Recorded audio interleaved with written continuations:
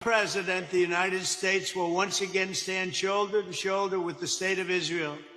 I will support Israel's right to win its war on terror, and we will win fast. You have to win, and you have to win fast. When I'm president, we will deport the foreign jihad sympathizers and Hamas supporters from our midst. We don't want them in our midst.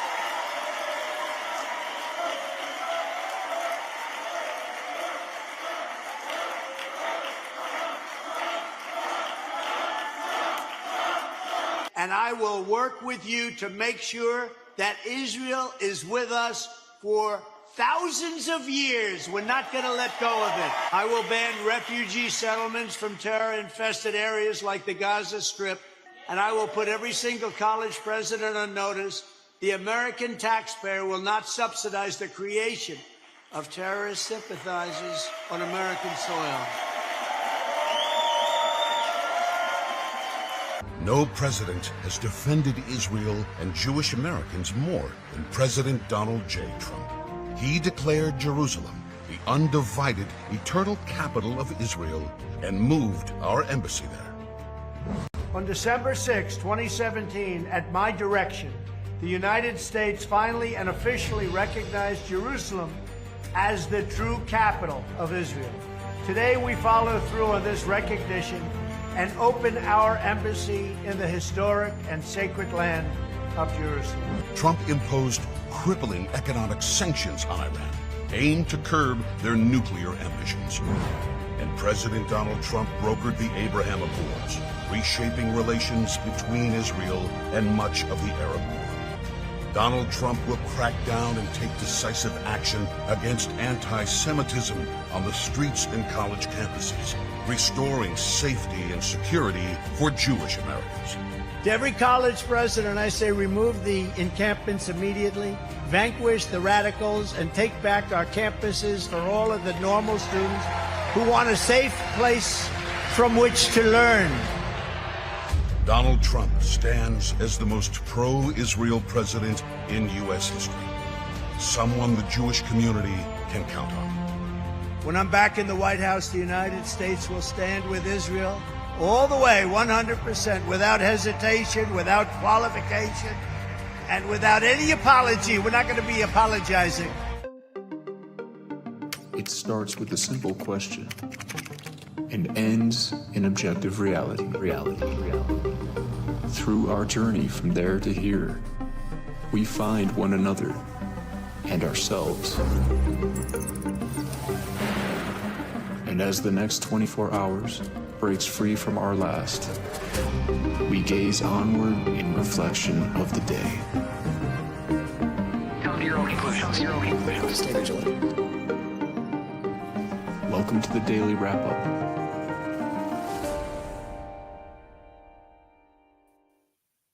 Friday, July 18th, 2025. Thank you for joining me today. A lot of what has been discussed over the last so many years, and most in particular, right before the selection process, has undeniably come to pass. And that's just an important thing to really take a moment to think about, because a lot of the political back and forth can be a lot about, theorizing, predictions, discussing what you think may happen, and rarely do these things happen like to a T on usually somewhat in a certain vein of the conversation. Usually somewhere in the middle. That's kind of the thing people come to see if they begin to see through the partisan idea, which is that, both sides are usually giving you kind of a caricature of the reality for their own benefit, where it's probably somewhere in the middle. But the point is to think about a lot of the things we've been discussing. And when I say that, I mean like the genuine independent media, not partisan. I mean, there's partisan overlaps, but not blindly team sport politics minded people that are willing to consider objective truth over their personal interest. The point is that a lot of this was being discussed. And I mean, whether Donald Trump was influenced by a certain party, whether outside party, whether, the technocracy would really show its face in this administration, whether that's been the long-term plan, the AI overlap, the genetic modification, gene therapy discussion. It's hard to see. Here's what's actually funny to me. And this is, those of you that watch this show, that this is not a partisan comment. I see both sides as equally concerning, equally cartoonish. And I mean that, and I don't mean the peoples around them. I mean the team sport politics, the Republicans and the Democrats. But if you look at what they keep saying, and then the lackeys, the sycophants that kind of circle around that, and you know who we're talking about, I don't see that as even even close to the majority right now of conservatives. But you know the ones at the top of that paradigm that are, anything, I know them. They're my friends. We're part of the same team. People that are reporters that are more like fans. They're the ones that are saying, promises made, promises kept, and going down this. And I stand back and I look at this objectively. And you look at the information about what's happening, and I'm going, what actually has happened that meets these promises? I mean, even the immigration point, it's becoming a ridiculous. I mean, look, and to be clear again, the Democrats do the same thing. But right now, we're at a very interesting tipping point, a dangerous moment for this country, which both sides have led us to measure by measure for a long time. But really take a step back and recognize how many of the things that are happening are what a lot of people were worried were going to happen and now are in fact coming to pass. And we're in an interesting overlap with Epstein conversation exploding into the partisan field, the Israel, both these things are fracturing, I think, largely the partisan conversation, not just one side of the paradigm. And it is changing everything. And in these moments, bad things can happen for the interest of trying to drive you back into that sort of propagandized, numb state that a lot of people can end up in if they're not paying attention. But also, very good things can happen. We can see a massive shift in awareness. People can start taking different actions. We can start seeing beyond the petty and partisan division tactics that make you pit yourself against your neighbor, your family, your loved ones. And if we can start leaning into that mindset and start constantly telling ourselves that we can, it's what we go back to in the very beginning of this platform, myself and what I talk about, be better. Every single day, try to just be a little bit better than yesterday. And then if you really live that, and not just in a way that, it's not winning, it's about being a better person and being better in what you want to be in this world. And I think that if most people are I think most people want good for this country. And if we aim in that direction without considering the partisan narratives, I think we'll end up in a positive place. I think right now we have a large opportunity to see that change take place. And so today what we're going to discuss is how these things kind of work together and the positive elements as we go through this. But don't misunderstand. There's a lot of bad things happening, a lot of darkness in the world. It's always there. The problem is that right now, because of the way things have, there's a lot of factors to include. These bad, evil elements are, I think, in like a death throes kind of moment. Not like the entirety of evil in the world, but like the ones we're highlighting are diminishing, are being seen, are being called out, are losing influence and power. And as always, the cornered animal analogy, what we're seeing is more violence, more chaos, more of them doing anything they can to either stop the awareness or bring everyone down with them as they go down. And that's going to happen. The point is not to be swayed by the outrageous narratives and the scare tactics about maybe we shouldn't release the Epstein list because that'll bring down the government. Good. Bring it down.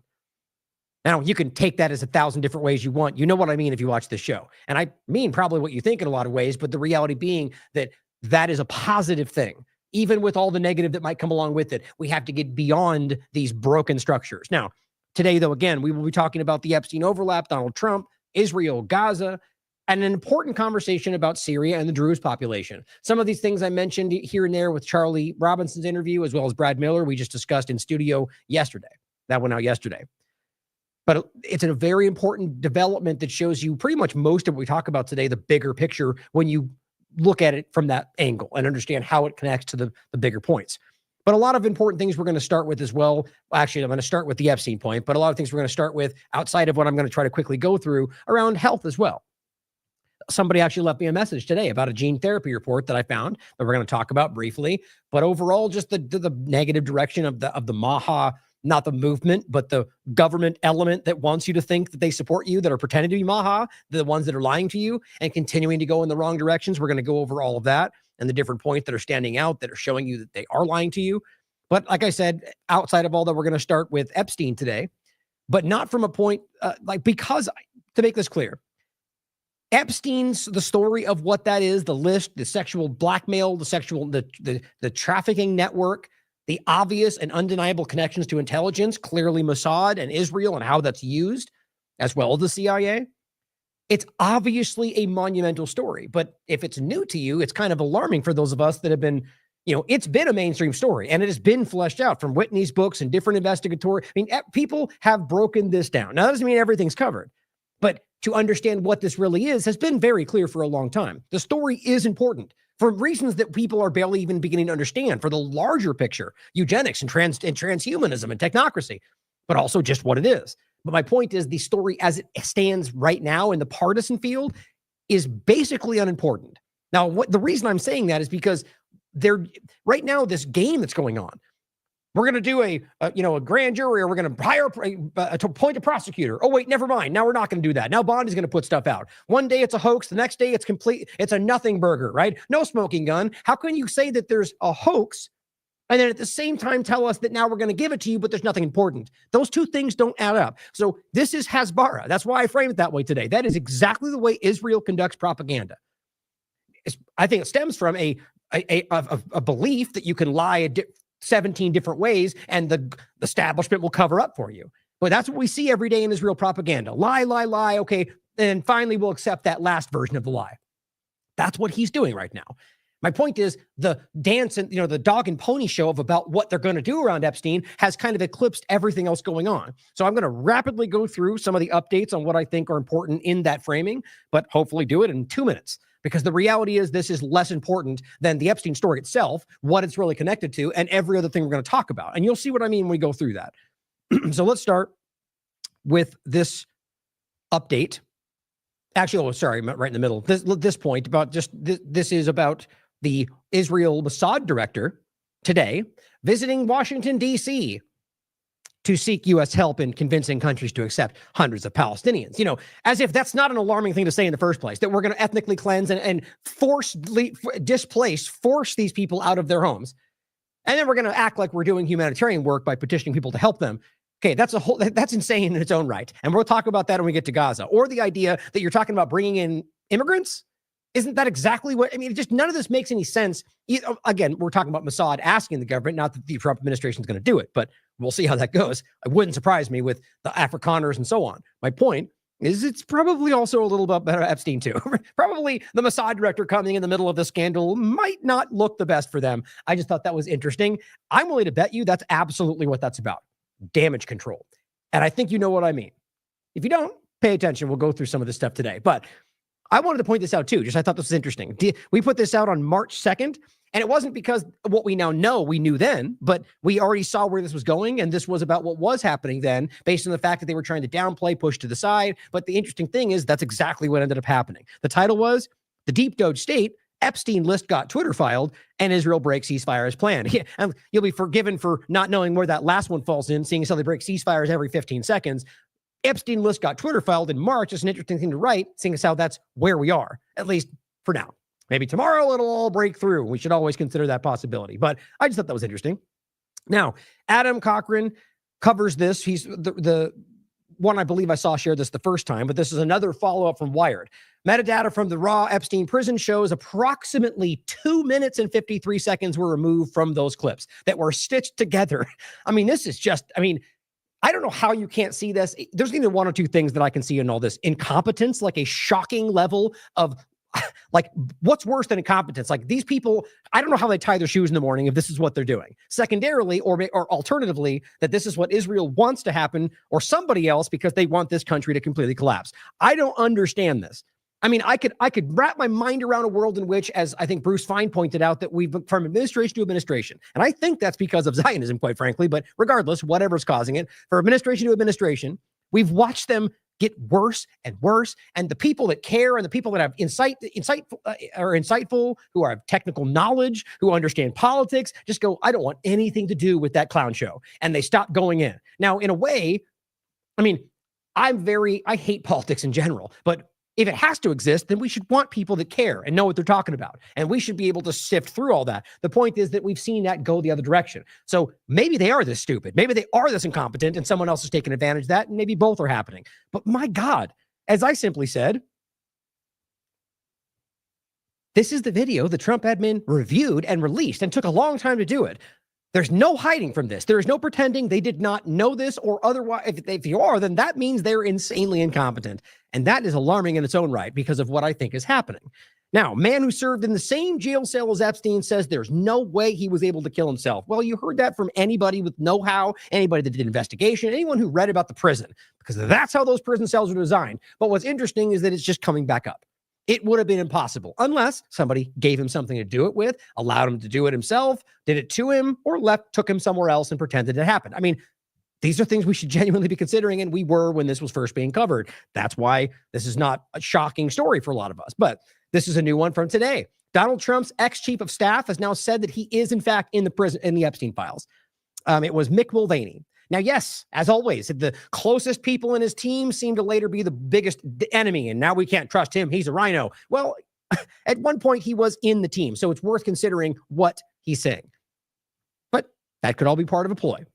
I think, if you want my honest opinion, just my opinion, I think it's obvious that he's involved in this. I think it's obvious he, like all the rest of them, which aren't unique to their partisan side, are either taken advantage of by this outside entity or are just that disgusting and they're in these lists because they are. It's not about one side or the other. I think these people are all in these positions for a certain reason.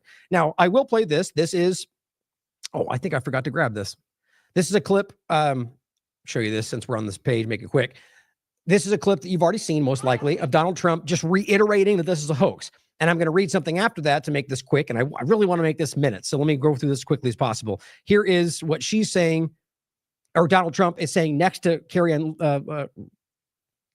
Leavitt about it being a hoax. Now, remember, right before this, the point was that this was, where was that? Oh, there it is. I got it right here. That this is, at first it was something that wasn't there. Then it became something that was, at least, and then you had the people in the middle saying, is the deep state tricking him?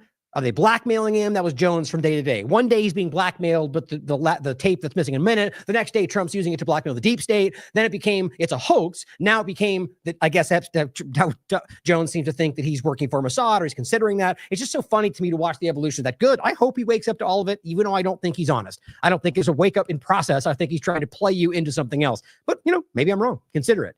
The crazy part, though, I was going to talk about it at the end. Hold on. I jumped ahead. Is that you evolved to this, to saying it's a hoax, and now what we're going to go to next is what Trump is telling you, which now challenges that statement. This is the Hasbara point I'm making. But in case you missed it, he was calling this a hoax. The Attorney General briefed you on the DOJ and FBI review, the findings of that review. The Attorney General briefed you on what? On the DOJ and FBI review. On what subject? On Epstein, of the review of the file. Attorney General Pambani briefed A very, you on that. very quick briefing. Did she tell you, what did she tell you about the review? And specifically, did she tell you her name appeared in the file? No, she's given us just a very quick briefing, and in terms of the credibility of the different things that they've seen.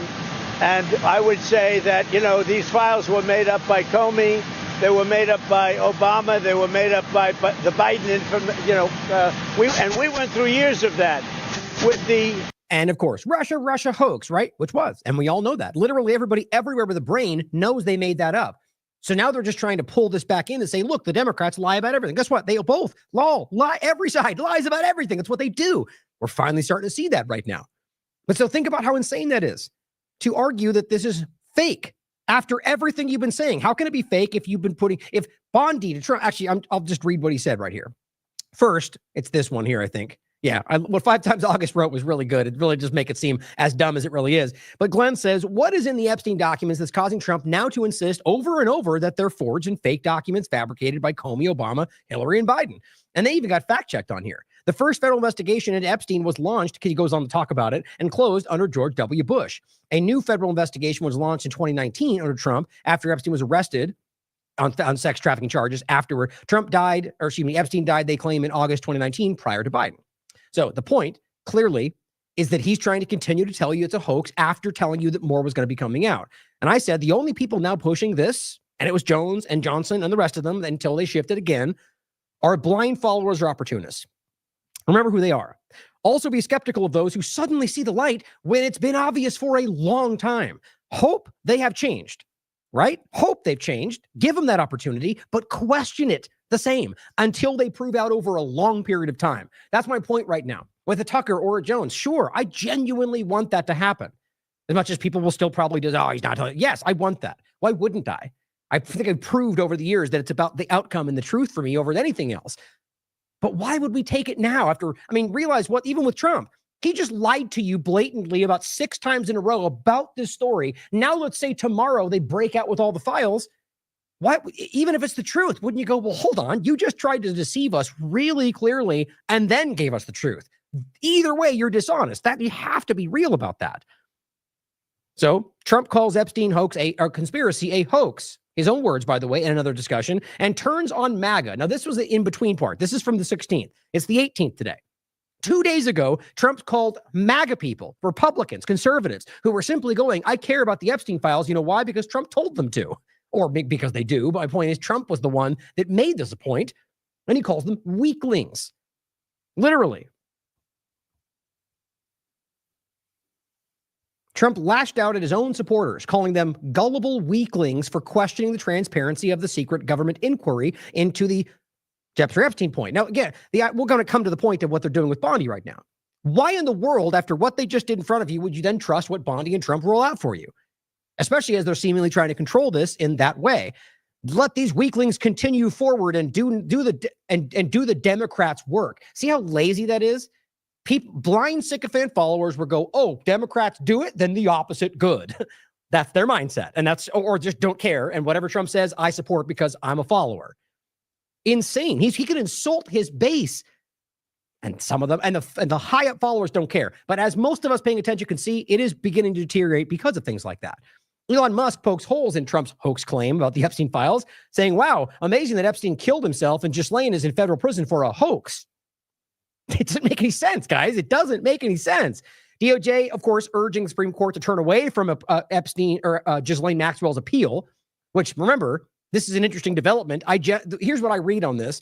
Donald Trump clumsily puts out the idea it's a hoax because I think they're reactive and they're not really they're not thinking this through. But saying it's a hoax then opens the door for Ghislaine Maxwell to say, well, if it's a hoax, then why am I in jail for trafficking? See, and so now her lawyers are going, bing, we're jumping on this, and they are, and they're pushing for an appeal. The DOJ is going, no, we're not, but it may happen. Or there's a behind-the-scenes conversation that gets her out of jail, and then nothing comes out anyway, right? That's what I see is happening. Or maybe this is being thrown at him because of some Zionist thing. But obviously, this is not what we're being told. It is shockingly obvious.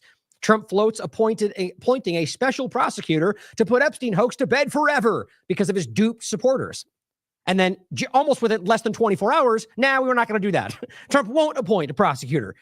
White House DOJ did exhaustive and thorough review, right? So they throw the bone because they go, see, all day, all the supporters were going, we knew it, prosecutor. GC Drano said, boom, there it is. It's all going to change. Then not even 24 hours later, they go, never mind. We already did an exhaustive, thorough review. Who didn't see that coming? Our job was already done well, so shut up. Well, you've been lying about the whole thing, and we all know you're lying now, so why would anybody follow this? Here he is. And here we go, as Trump says, based on the ridiculous amount of publicity given to Epstein. Ridiculous amount of publicity? This is just insulting to anybody with a brain. He says, I have Pam Bondi. I'll have her produce all pertinent information to grand jury testimony subject to court approval. There's so many holes in that and so many easy ways for them to maneuver around this the same way they are now. It's one more process. Even just like from Congress, where they're going to discuss this as we'll do an investigation and we'll go through it all. When does that ever benefit America, guys? Very few times, but there have been times have I seen that come to where we have new information and people go to jail. For crying out loud, Clinton those 2 guys from Boston they destroyed their pay-to-play dynamic. They nailed it down to the wall with documents and proof. Did Clinton go to jail? No. And that was when they wanted her. They were going, put her up. It's just so clear that the government on both sides doesn't really care when it comes down to their job, their paycheck, and whoever influences them.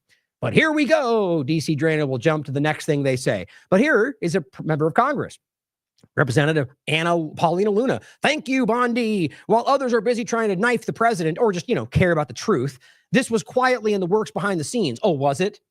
Are we really going to pretend that this was always happening and he only just now told you as a reactive point to shut you up about calling it out, but somehow they were always going to do this, but they didn't tell you in the beginning when it would have saved him all this strife? These people are bad at lying, guys. She goes, I can say with full confidence, this is the most transparent administration in history, says one of the AIPAC-funded liars. Now the real question, will any reporters finally cover the FBI destruction of Epstein evidence under the Biden administration. You mean the thing that nobody has evidence for, that you guys all just scream and hope that people like One American News Network and others just go, yeah, that's the fact, which is probably already happening? Or people like Jones and the rest just tell you that? Guess what they say? Enjoy phase 3. Phase 3? Wait, did we ever see phase 2? What happened to the phase 2 binders? I only saw a phase 1 binder, which, by the way, didn't change the story. And people like Drano and the rest pretended that, God, this is embarrassing. And microaggression, or rather Charlie Robinson says, phase 2, electric boogaloo. That's when you bend over as far as you can and stick your entire head up your ASS. Phase 3, she's saying. Here's what 5 Times August said. He goes, so I follow, just so we follow. Trump knew Epstein, but kicked him out of his club for his behavior, but he never went to the island, but he understands that very bad things went on there. And this is what he said, by the way. And in 2019, said that we need to find out if Bill went there to the island because it'll tell us a lot about the situation, because bad things are happening. But anyone who wants to keep the story going now is a bad person and a weakling because the story is actually made up, boring, and there's nothing there at all, even though Bondi said they received truckloads of files and there were over 250 victims. But that's Obama, Biden, and Clinton and Comey that made it all up. And it's actually a complete hoax. But now there's going to be an unsealed grand jury testimony, even though it's apparently all made up. Is that the story so far? Just so we're all on the same page. You see, guys, in my opinion right now, we are seeing the divide of the people that have a brain, honesty at all, and those that are revealing themselves to be complete dishonest manipulators. And by the way, and again, I hope I'm wrong. I know people will tell me I'm wrong. That's why I think Jones and the rest are starting to go, oh, he works for Mossad. Trump is messing this whole thing up. And they're actually, meanwhile, constantly and subtly keeping the train going while telling you there's probably reasons you should support him and why he'll keep the good things going and he's going to save America, but maybe he's the Antichrist. I don't know. It's ridiculous. But I'll have hope like anytime I want to see the good things happen, but my God. Now, clearly we got over the time I wanted, but that's how we do this, I guess. I can't not bring thoughts up when they come to mind. Trump suggests there's no smoking gun in the files. That is 4 hours ago. So it's gone from hoax to, well, there's nothing important in there. Well, but it was a hoax. Then what? This is how it keeps going. Donald Trump. If there was a smoking gun on Epstein, why didn't the Dems who control the files for years put it out? Okay, why didn't you do it, Trump, in your last administration? Same point. But here's the real point, and the only reason that actually makes sense, but it's my opinion, because they're all guilty. Because they're all on the list, or because they're all working together. I mean, there's 1,000 ways to make that make sense, but Trump is putting this out on the 18th today because that's what they keep screaming. Posobiec and the rest, they all keep doing it. It's the same thing. He came out again yesterday and said, if the Trump was in the files, why didn't they release it? You go look at their accounts. They've said this almost every day for the last week. Like it's some new thought. No, they're just propagandizing you with an idea that you can easily break down. Read the comments. Because they're all on the list, because they're all working together. People aren't buying it anymore. But he wants you to think that. Comey, they lied because they had nothing. But then why was it important that Clinton was there? See how dumb this is? But of course, Paulina Luna goes, yay! Whatever, that, bullhorn, what he said. Benny Johnson, bullseye! On this dumb thought that everyone should laugh at because it's obviously not a sound theory. And then this points out some of the people trying to gaslight. Here's Tim Pool going, first, you saw this one. He goes, absolutely insane that Democrats actually voted to have the U.S. government publish child porn. What the F is going on anymore? And of course, even Facebook says, or Twitter, representing the vote as publishing child porn is intentionally misleading because that's what they do. That's their job. But of course, before that, in February, he said, Pam Bondi just said the Epstein list is on her desk. Release the list and expose the criminals. Okay, by that logic, you just called for child porn, right? But they're dishonest, partisan manipulators. This is you calling him out. Here, Tim Pool says absolutely. Oh, that's the same one. Oh, that's right. I found the other one from that. And then David Icke says, Sally Agorist calls out Jones, saying Alex Jones believes Trump's being controlled by Mossad blackmail. Wow. So brave of you to finally come to that logical point, even though I will argue just like as much as I would report that as my opinion because I can't prove definitively that's happening. See, that's honest reporting. But I've shown you the evidence for the last 15 years, or probably less than that, but for a long period of time. Others have been doing it much, much longer than that. And we've had on the show talking about the reality of all of this, of Epstein, of these U.S. government connection to Zionism, Mossad infiltration, right? But now, because his base is the one saying for the last week, you look like a moron. How are you defending this? So they subtly pull into it. But while, mark my words, still pulling punches for Trump everywhere they can. David Icke says this is so obvious and has been for years and years that you wonder how it took him so long to see this blatant. But that's the point. I think he's always seen it. He goes, my sources say you need people to tell you when it has been staring you in the face all this time. But Trump doesn't need much encouragement to do whatever Israel wants. He's been owned by an ultra-Zionist much of his life. I agree with that.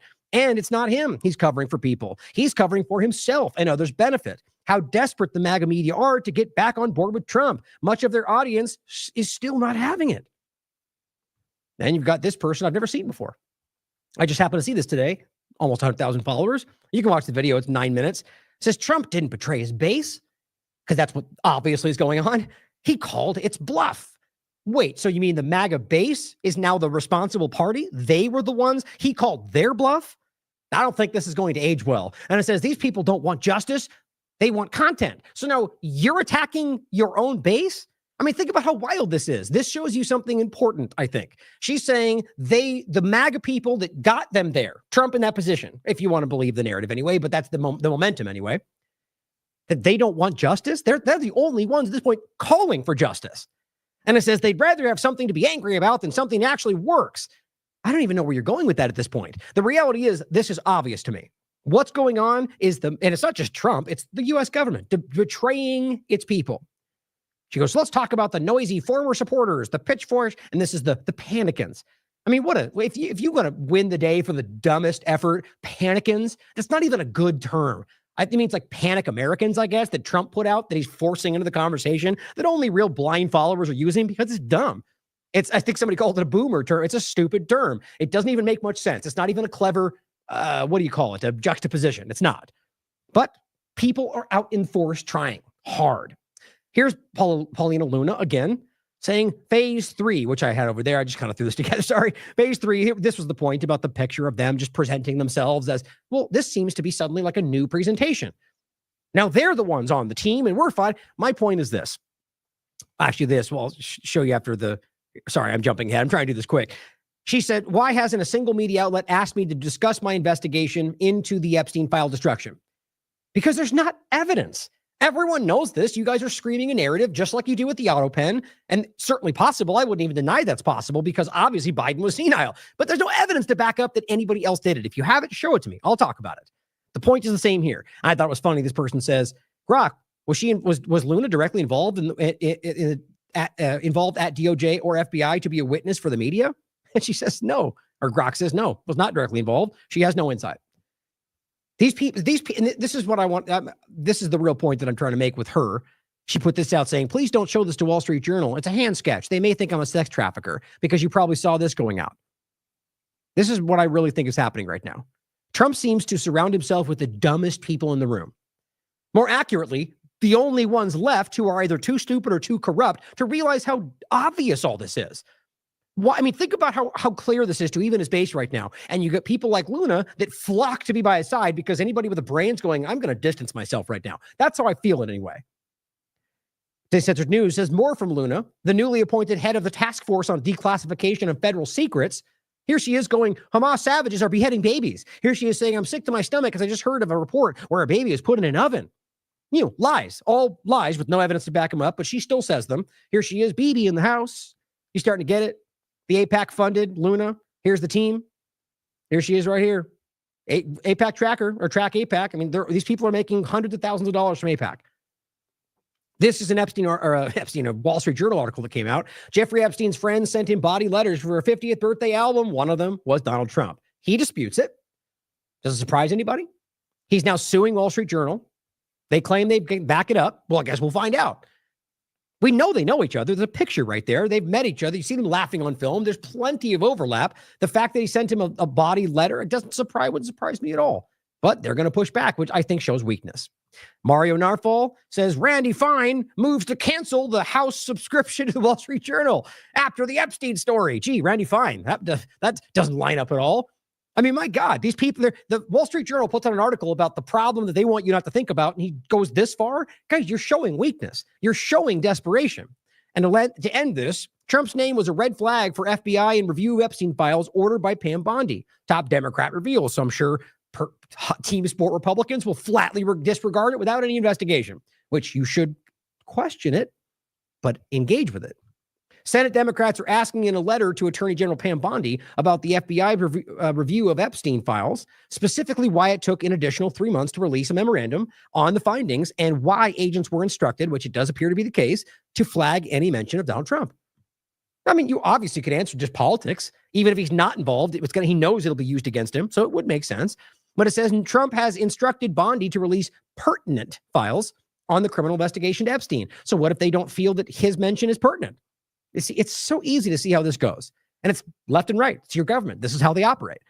Subject to court approval, which is obviously another issue they can play, Bondi said the Justice Department is, quote, ready to move the court tomorrow to unseal the grand jury transcripts. Does anybody actually think this is going to shift? I certainly hope it does. I mean, and just to be clear, if this came out tomorrow and the evidence spectacularly, it just proved that Trump's right about everything, I'd happily report that. Just no point has anything been stated that we can't. The reality is the evidence isn't there. What we have is pretty clear. He's been lying, regardless of whether it turns out that he's not involved. He's been lying. The question is why. My point is, we should want the truth, whatever it shows. You know as well as I that people on both sides of this paradigm don't think that way. The reality, though, is I don't think we're going to get anything else, or it's going to be a same, here's phase one. Is that everything? You guys done? Have we put you back to bed? Can we move on? No, we didn't buy it. Oh, now there's another story. That's what I think it'll be. Sadly, they've shown you that. But it says a bombshell report by the Wall Street Journal reveals Trump's name along with a body message and doodle among an album of letters celebrating Epstein's birthday. That's what that doodle is about. I think it was like a body drawing of a girl, I guess. And it says Trump has denied that the drawing or letter was his doing and announced he plans to sue them. And that's where we are. I thought this was just interesting. I'm seeing this from people in this kind of partisan field. I get that they don't see themselves that way. Clint Russell says, I don't know how to do it without infuriating Trump beyond belief. But if J.D. Vance has any hope of 2028, he's going to need to distance himself from the Epstein debacle. And no, I don't mean campaigning on justice in 2028. I mean, you need to tell the truth now while it's needed. Why are we even talking about J.D. Vance as a future candidate? Doesn't feel very libertarian of me or anybody to be talking about another statist president, quite frankly, but on top of the idea that isn't the whole point about Palantir and the infiltration of that conversation and J.D. Vance being sort of a mentor? It's just weird to me that this is, I guess, the larger point. People that profess to be outside of the paradigm, to see through the two-party illusion many times in the past, on an interview with me, talking about the idea that we need to make sure J.D. Vance, it just feels wrong to me. And I think a lot of people, honest or not, have been pulled back into this for a litany of reasons. We should be smarter than this, and we need to stop being pulled into this idea. Now, let's get into what I think is the real important stuff today. Took way too long to do that, unfortunately, but we got plenty to get to. So I want to start on this, bring up the screen share for you, with a conversation about my past interviews and some AI overlap that I think is important. So I had a great interview with Brad Miller. We brought this up on the interview, actually. I feel like he's right. I feel like we've had 3 interviews. I could only find 2 for some reason. It's certainly possible that I didn't tag it properly, but then it should still pop up with Brad Miller. Anyway, he also thought we had 2 before this, but I included 3 before this. There were 2 that I had on the show. This is supposed to either our 3rd or our 4th. Brad Miller interview, military accountability and the greater Israel war and the technocracy transition. It was a really great conversation. We spent a really good period of time in the beginning talking about the two-party illusion, the military declaration of accountability that there was a lot of hope that Trump's new administration would do, or positively change the reality of this country and the military, and they don't think that. There's a lot of multifaceted opinions, but collectively, the argument is right now, the things they were worried about, the things they were calling out in that does not seem to be changing. In fact, it continues to seem to get worse. And people that see through the two-party illusion recognize that's always how it seems to go, because it's about one thing, the U.S. government not caring about U.S. interests or American interests. But it's a great discussion, and I highly recommend you check it out. But we go on to talk about one part that I thought was very relevant that I just wanted to make sure that you didn't miss, which was about not the whole conversation. If you want the main conversation, I do think this will come to play, and I think this is going to be an important conversation going forward. Simply for the podcast, weather manipulation for AI. And that's not really the main point is water usage in these AI data centers and how in the world they think they can get beyond that choke point. It seems to be shockingly unsustainable. So the question is there an effort for more, because it already is happening, weather modification for AI to cause rain, and all of a sudden we're having record rainfall and floods all over the country? It is worth your consideration. It's hard to deny, but that's just the conversation I had about this on July 7th. Now, I also included this. We talked about this. That's why I'm bringing it up with Brad, and I just pointed it out. Or I think this one was with Charlie, actually. We went to the town Elon Musk is poisoning. This was, oh, yeah, I'm sorry, I'm conflating the two interviews. Brad, I discussed in the beginning. The ones I just mentioned about the AI point was actually with this interview with Charlie Robinson. And we do this periodically, try to do it every month, simply what the hell is happening, kind of get caught up in all the madness. And we talk about this point in this interview. And I'm not going to play this, but it's worth watching. What the town, I believe it's in Texas. It is in Texas. We went to the town Elon Musk is poisoning, and it talks about how there's, water issues and all sorts of things. It's happening all over the place. There's a New York Times article about a woman next to Meta's data center that all sorts of health issues, their water's coming out brown. This is happening all over the country, in the world, really. And so it's worth understanding what it's doing to your community as they, intensively ramp this up. So my point is just to make sure you're not missing that stuff. Check it out. We talk about it in this interview with Charlie. We also talk about the fact that if you missed this, the alarming reality that Israel is now associated with the United States in a strategic partnership for all things artificial intelligence. And that terrifies me. The idea that now Israel has, as he writes right here, don't forget, they just signed a policy to consolidate all of the data on all Americans. And now Israel will have access to all of this. And I argue they largely already have. But this is a bigger problem. So with everything AI we're talking about, just recognize that Israel has a hand in it right now. Even just the fact that they're openly committing genocide in multiple nations, which is I'm calling the Greater Israel Genocide, is enough to have a concern about this. Or that they're war criminals. But there's so much more to get to with the espionage, the blackmail. That's what this really comes down to. And I said, this is what we have been warning about long before this partnership, right in front of your eyes with a barely passable narrative. Now, Business Insider also reported the Pentagon is about to start using XAI. AI, it is the same. That is the large, I think that's the primary AI at this point. Their AI's Grok and other federal agencies. So now you're getting this XAI overlap that's going to be used throughout the military field, and that's overlap with Israel. Doesn't that concern anybody? This is one of the most alarming points for me with the Israel infiltration because of what's going on, and doesn't seem to be getting a lot of reach. Of course, don't forget that X is XAI at this point. So not just the military, but all of, it's like the data is already there, but just recognize all of the social media aspect as well. It's a much bigger thing that's happening. Now, Elon Musk spent months slashing federal contracts, Fortune reports, but now his AI company is celebrating a $200 million Pentagon contract and a new unit to get government business.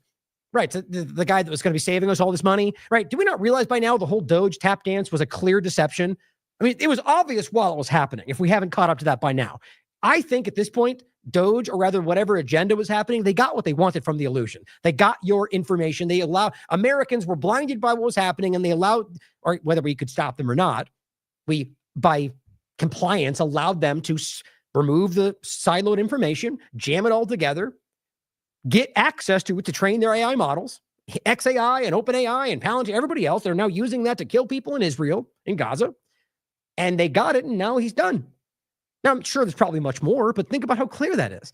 He just steps away, pulls himself out of this, and now they're sprinting forward with the AI direction, building AI data centers. I think that's really what this was about. And now, not only is he getting $200 million for the contract, it's clearly not about saving money, but he is sprinting in this direction. What happened to everything else? What happened to the Doge mission? What happened? Yeah, I guess we'll just forget about that and move on. Don't you know it was all a big hoax? That's what I expect tomorrow. Hillsboro woman conned out of $15,000 after AI clones daughter's voice. It's just an insight into where the world is going. And there is in no way an effort to protect you from where this is going. I want that to be, I think that's by design. I worry about this stuff. Deep fakes, the whole thing. In fact, I forgot about that. Damn, I feel like I'm not going to try to find it. I don't even know where to go with this right now, but there was another big deep fake that came out. If you remember what that was in the chat, let me know. I pulled it aside and think I misplaced it. I think it was an important one.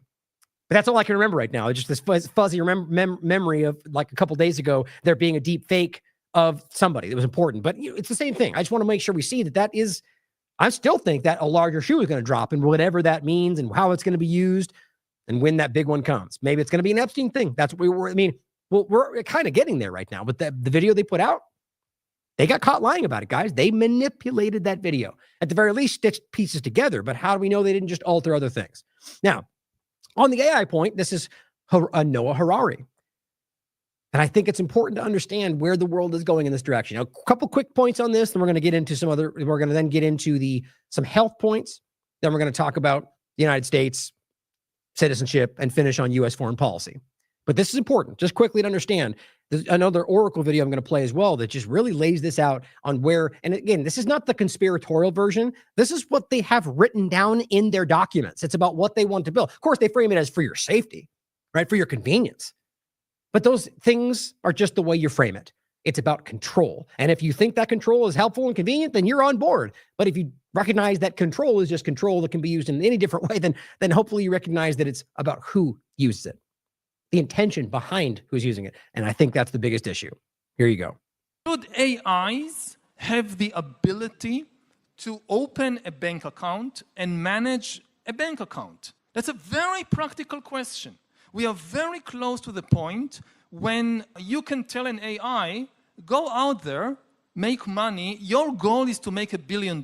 And one of the things about money, I think that's already happening with people that have the ability to do it and the legal avenues to not have any repercussions for it. I'm willing to bet you the people at the highest levels have been doing that for a while. it's a very easy goal to define. An AI can make money in many ways. It can hire its services to people to write their essays or books or whatever, many things it can do. Which we know is happening. And I'm willing to bet you that there are far more prominent people than you realize that have been passing that off as their own work. Bet you anything. It can earn money. It can then invest this money in the stock exchange. So do we as a society want to allow AI agents to open bank accounts and manage them in any way they see fit? And then this is not a question for 50 years. This is a question for 5 years, maybe 1 year. And that's what's scary. It's now, guys. It's happening. So it's not some distant future, right? This is what they're building you into. So here is David Icke talking about Jason Bassler, David Icke commenting about the CBDC, the Genius Bill. Jason Bassler says, I don't care how convenient they claim it is or how many times they say it'll modernize, the financial system. Once they control, and that's a perfect example, right, of using a problem to justify the build back better, right, the reimagining. And they go, well, because we all agree the system's broken, but they leave it that way. They use that problem to then go, here, we'll fix it with this. And most people may not recognize that was always what they wanted. He says, once they control programmable money, they control your speech, your movement, your life. It isn't innovation, it's a digital cage. And this is where we all see it going. All right, the idea, really the best way to frame this is that whether it is a stable coin version of a CBDC or a CBDC exactly as we've discussed it, and realize the stablecoin version is far worse, as we've discussed with Catherine Austin Fitts and plenty of others well knowledgeable of the topic of what these can do, that's the far worse reality. The point, though, is that they need this aspect of it to create what he just described. What Harari was just describing, this has to happen first. And it could very well be simultaneous, but realize, and what I was saying before, the reason I described it that way is because right now, without this kind of overlap, there's all sorts of kind of boundaries and legal realities that I think would make it illegal to do with like an AI bot out there, like running some kind of job or selling things. But I bet you, my point is, I bet you people are doing it that have power to circumvent those things. But once we get to this point, I don't see how this doesn't explode. And I think that's what we're worried about. David Icke said Trump couldn't call programmable money a central bank digital currency because his base would have been furious. So he calls it stable coins. Now, it's not the best way to frame that because I think stable coins are very different and they do exist, but that's what he's pointing to and claiming it's just a stable coin when what they're doing is not just a stable coin, but which is the point he's making. But I just think it could have been written in a way that the average person might understand better. But the reality is exactly where we've always, David Icke's been calling, all of us have. And he says, anyone tired of winning yet? Thomas Massey says they blocked consideration of his amendment to the Clarity Act, which would have prohibited central bank digital currencies as well. So they're making sure that they aren't restricted as from a government standpoint. Marjorie Taylor Greene was pointing the same thing out. The House is voting on the Genius Act, which has passed.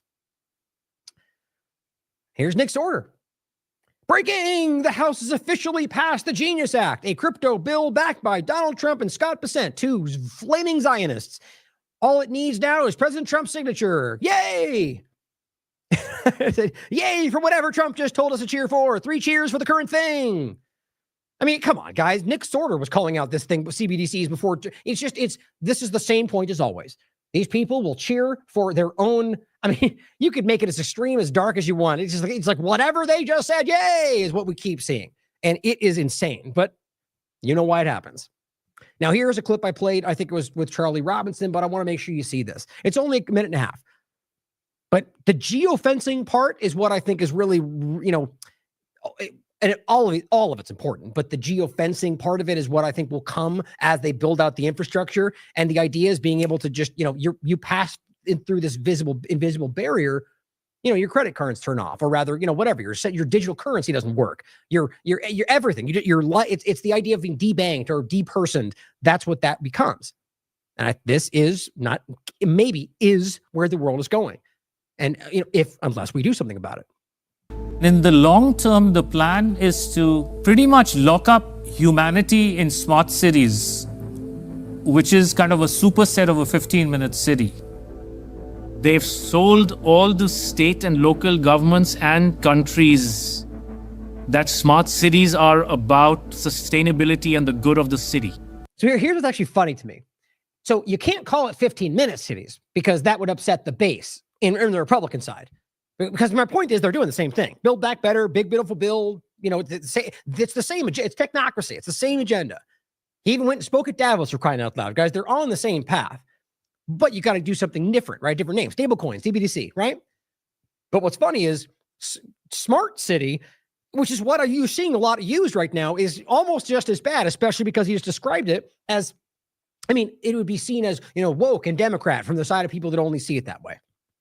My point is, it's happening either way, and the Trump administration is the one behind it. Or you overlap the point with freedom cities, the technocracy, the Prospera in Honduras, and what they're doing in El Salvador, not the immigration part, but what they're doing with the country. These are models for where this is going. But in reality, the language from the UN and WEF and their white papers is all inverted. So, air monitoring is really about limiting mobility and no car ownership, right? Surveillance, control via LED grid is why the smart lighting is there. Water management is about water rationing. Noise pollution is about speech surveillance. Traffic monitoring is about limiting mobility. And then, of course, energy conservation is all about rationing heat, electricity, and gasoline. Another concept one should be familiar with is called geofencing. And think of it as an invisible fence around you where you cannot go beyond a certain point. And that will be related to your face recognition, digital identity, and access control. Now, here's a way to overlap this, because you might be having a person out there thinking, well, Trump will never do that. That's only the Democrat. Okay. Well, let's say for sake of conversation, we start talking about, an immigration issue. What if they start claiming that Iran sent in a bunch of sleeper cells or any number of things? We had a surge through the southern border. And so now we need to find them. Whatever the rationale becomes, that we need this, not for you, it's not for Americans. It'll only be strictly applied to this. And let's understand, Palantir right now is using facial recognition of the entire country to seek out what they claim they're looking for as immigrants. That's a public reality. The only way they can use that to look is looking at everybody. Been going on for a long time, well before that statement. So the point is that you can recognize a reality in which this narrative becomes used because of whatever the current Republican agenda is. Again, it's just the narrative. The government wants it regardless. So you have to realize that this is happening. What they're building out will be applied. And it may not happen in this exact form. It may come in a different way. But my point is, there's literature. You can look at what they've been discussing from the U.S. government, from the international field. This is building out. And the players we're pointing to that are testing things on Gazans right now are the ones involved in this, in part at least. Your smart contracts, SoftBrick can turn off your digital currency beyond a certain point from your house. Our world has been turned into a digital panopticon. That means you can be monitored, analyzed, managed, and monetized. Right. And of course, you can see that last image he showed, right? And I just think it's interesting to think about, what causes that ability, what allows that, right? And the obvious point is, in one major part, what they've been building out. Not just the satellites, not just Starlink, but the satellite network, the spy network, as they call it. As again, the NRO said, you can't hide. We now have eyes everywhere, he said in a meeting. That's the National Reconnaissance Office. The point was, as he said in the interview, that Elon Musk is helping us do this, Elon Musk and SpaceX, but they're using the AI to make this all work. So back to that point, the reality is that has been built around you. You're already in essentially the geofenced world. How long until they just start parsing out the areas? This is not conspiracy theory, guys. It's very real. I just hope people can recognize that. I hope it doesn't happen the way that we worry that it will. Now, some health discussion I think is very important. Beef Initiative put this out. Breaking, Congress moves to grant vaccine-like immunity to pesticide grants, which is the reality. I looked this up in the actual appropriations bill, which you links down here. Section 453 would shut down EPA reviews and shield Monsanto Bayer from 67,000 cancer lawsuits. Like David Icke said, we tired of winning yet? Maha, right? How is this possible? I mean, I don't even know. I'm tired of even saying that. Every single day we see another step in the wrong direction, and every single day the people who want to ignore it continue to. But it's less every day. And every day they stand out like sore thumbs, the people that are not honest and don't care about the outcome. Beef Initiative you should support. We've discussed his work on AM Wake Up in the past. This is interesting. Somebody reached out and by the way, I told you guys I have it turned down because my phone in the office because I don't want, or in the studio because I don't want it to bother anything. But I didn't think I would get I've got like 13 messages that I hadn't realized were there. I apologize for those that might have left messages that I haven't gotten back to. I plan on doing that as ASAP. But I just caught it while I was in here, blinking, and I heard somebody reference this post. Just on a side note, though, sorry if I can get back to you out there. Sarepta shares plunge 40%, this is today, as future of its gene therapy appears at risk. Just the simple reality of this, gene therapy, right? This is the everything, whether gene therapy realizes specifically in the context of health, if you want to call it that, but genetically modified foods, organisms in general, it's in the same sort of wheelhouse. And the point is, this is for, genetic gene editing and things they claim will be beneficial for you, which it's up for you to decide. But that's the mRNA shot as well. That's what it is, despite what their narratives are. But just in a broader sense, the gene therapy direction has been it's a major part of where this goes. So they've reported that 3 patients have died related to those gene therapies. You realize gene therapy that has been allowed, this isn't an experiment. This has been allowed. This is an FDA will request the company voluntarily stop shipments. Great job, FDA. Sure, glad you made sure this wasn't. And this, I'm not claiming this is about RFK or MAHA. This happened before that, if I remember correctly. The point is that this direction, the way our government, the way our FDA and HHS operate, they're not there to protect you. The fact that this can even happen, and the fact that it is the Wild West for what they want to accomplish, in my opinion, at the very least. And what the person pointed out is that people are dying to something that they allowed to go out, in my opinion, because this is the direction. Just like the mRNA shots. I don't know why in the world we're even allowing this to continue to happen, but one of the many. Good thing, good, their stock dropped. Let's see if they actually care to stop putting it out. Just like in the past, that rarely actually happens. Or they'll ban something all around the world and the U.S. government will keep selling it to you for 50 years. Now, the overlap to AI, which is important. Josh Walko says, OpenAI says it's supercharging biodefense research. Weirdly enough, XAI, before it got updated, was claiming that XAI had a contract with Pfizer. And somebody asked it point blank and said, well, what about you set up here? And they go, oops, that was a moment where we had misinformation. It's like, maybe, or maybe that was the truth and somebody made you cover it up. I mean, we've already seen that happen. But you can decide. I obviously think there's overlaps to all of this. I think we've already proven that whether it's his company or not, that this AI direction, FDA even pointed this out, that AI medicine, that's what they're doing. Rather, AI drugs, mRNA and the rest, that's what they're doing. That's very public. But this is concerning, whether it's OpenAI, XAI, or anything else. It says, we've activated our strongest safeguards for ChatGPT agent. It's the first model we've classified as highly capable in biology and chemistry. This is safety research at OpenAI. Here's what it says on OpenAI's post. We've decided to treat this launch as highly capable, that's what they were just reading, in the biological chemical domain as under our preparedness framework, and activated the associated safeguards. This is a precautionary approach, and we detail our safeguards in the system card. Here it is. Preparedness framework. Look at what it says right here. Their framework is OpenAI's approach to tracking and preparing for frontier capabilities that create new risks of severe harm. We currently focus this work on 3 areas in frontier capability: biological and chemical capabilities that, in addition to unlocking discoveries and cures, can also reduce barriers to creating and using biological chemical weapons. The idea that they're even intertwining these ideas, the idea of an open AI having any overlap to this is just insane to me. And as he says, supercharging biodefense is probably the last thing we want anybody in this country actually wants. But nonetheless, the point is, whether it's gene therapy, genetically modified anything, this stuff is sprinting forward because they don't ask you. They do their best to convince you that what they're doing is what we want, and they point to the group that says that, but they don't care what we want in this country. We should be aware of that by now, or anywhere for that matter. Governments aren't on your side, but this is where it's going, and Trump and the rest are all about it.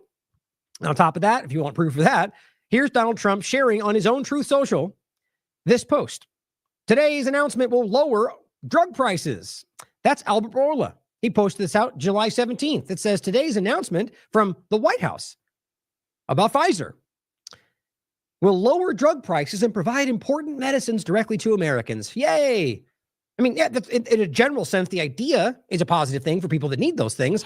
I hope you can maybe take a step back and reflect on whether you need pharmaceuticals. But Albert Bourla from Pfizer, whether you agree with that's worrisome or not, his base would. What did they say before this? He was supposed to go to jail. That was what they told. That's what the narrative was. And here he is working hand in hand with Trump. Thank you, Trump, for your leadership and delivering on your promises. Well, isn't that what you're supposed to say? Now, what's funny, by the way, if you search for this, I like pointing this out to you guys, it doesn't come up. Under top, latest, anything. Here's one from 2019. Today's announcement reflects that's not what we're talking about. Isn't that weird? Now, I'm telling you guys, that's not some kind of a glitch. That's just a search engine. The idea that certain things, like Trump mentioning how the CIA needs to get involved, still never pops up when you search for it. There's certain things, whether algorithmic keywords or not, that are just not supposed to, that at the very least, they diminish their reach. I'm willing to bet you it happens to work like ours, that you search for our work and it just doesn't pop up. At the same point, but just recognize that you search for this as often as you want, doesn't pop up. I think that's important. Oh, by the way, here's Trump introducing the great Albert Bourla and getting booed by his own people. So he's very well aware that you don't like them. That's weird. I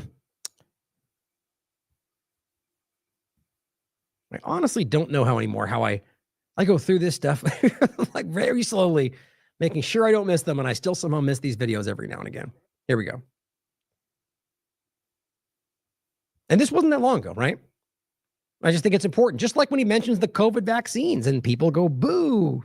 It just doesn't seem to matter, which I think is relevant to consider why. Pfizer here, so I want to thank him. One of the great people, the head of Pfizer here.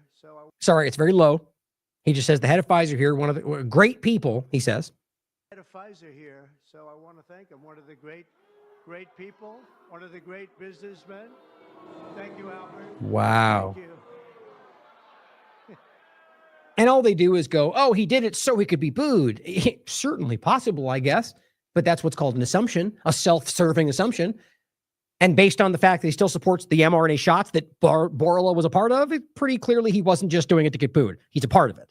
But you can lie to yourself all you want if you want to ignore it, but just recognize that he is still a part of this problem, guys.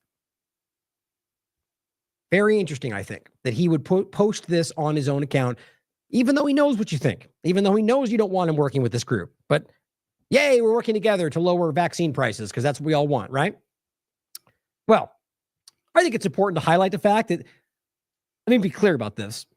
I think it's a rapidly shrinking minority of people that still fall for the stupidity of things. This kind of lowest common denominator, jingoistic, idiocracy level propaganda. But there are people that I think just eat it up, like a cat turd person, for example, or Benny Johnson. My point, though, is that I think right now most people are just tired of this kind of, and it's not about not being pro-America. There's a whole conversation to be had about what that even means and where we are in the world, but that's not what I'm even saying. There's plenty of people that still very much support this country who recognize how dumb this is. So let me play this really quickly. This is the White House. The White House account put this out. Make it right, I make it right. Make it rain on them, I make it right. I make it right, I make it rain on them, I make it right. I make it, I make it right, I make it right. Make it rain on them, I make it right. I make it right, I make it rain on them, I make it right. I make it. I mean, that has to be like the dumb. I mean, that is the dumbest thing. It's just basic. It's like you're dealing with a kindergartner in regard to what they see you as.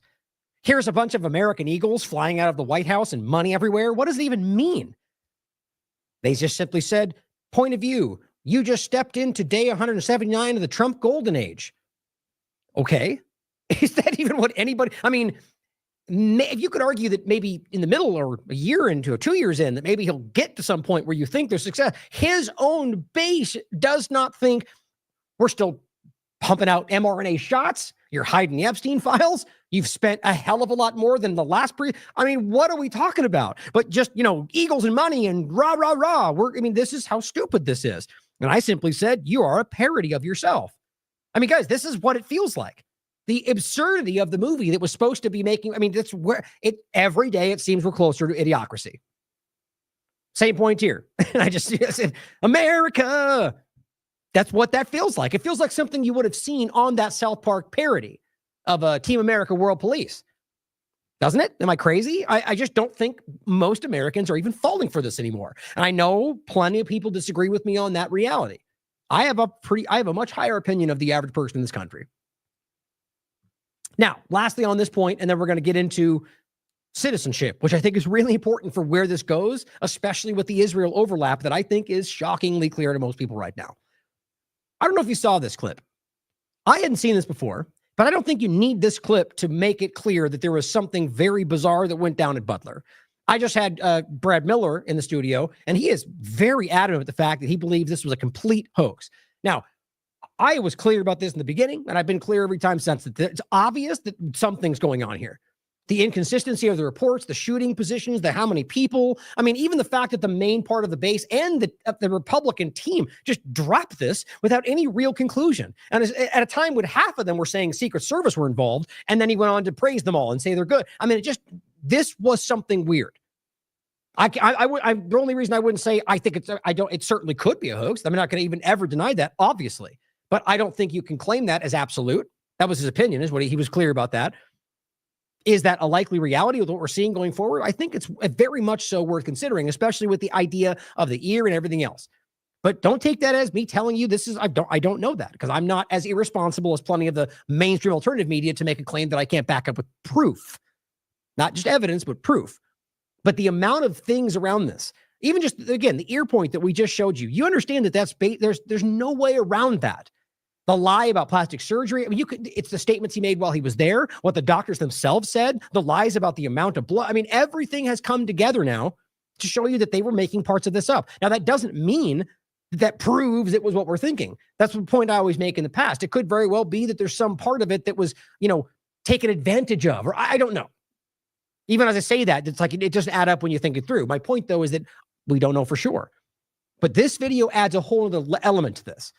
And I think it's very much worth your time to consider whether or not this was genuinely something that was made up, that was planned and executed. I know it's difficult for some people to get past that, but what's interesting is the people that are right now the most resistant to just simply considering it is all I'm saying. Because I don't know, I can't prove that. But considering that are the ones that are usually far more willing to jump into that, whether there's evidence or not. And I think it's just an interesting mental block. But this was Sal the Agorist simply said, well, technically I think, and he just shared it because it was going around. I don't know. I can't verify it necessarily, but I did share it. It was a guy down here that was, right here. I'd seen him make the rounds, and he was basically, and it does appear he posted it first. He says, this account, Brick Suit. Yeah, it's a pretty big account, actually. And I think he said, right here, yeah, hey, Sal, how about tagging him? Because, which I think he did. Someone literally removed his watermark and used it. It's so gross the way the partisan field works today. That's how this goes. You get the large accounts that just kind of scrape off other people that don't have, this is a pretty large account itself, but they just share it and use it for themselves and get their reach. And it's just gross. People are disgusting today in the partisan field. But the point is the video. And I simply said, that is pretty interesting. I just want to make sure we give a credit to the person who it does appear shared it first. So what you're going to see is an angle from the stage where you can see as I'll just read what he wrote. Saying, moments after shots were fired, a member of Trump's team rushes to the side of the stage to gather photographers. That and then the flag part, I do think makes relevant points here. President's been shot. Oh no. No. Either that or they're covering. We don't know. Either that or they're covering him.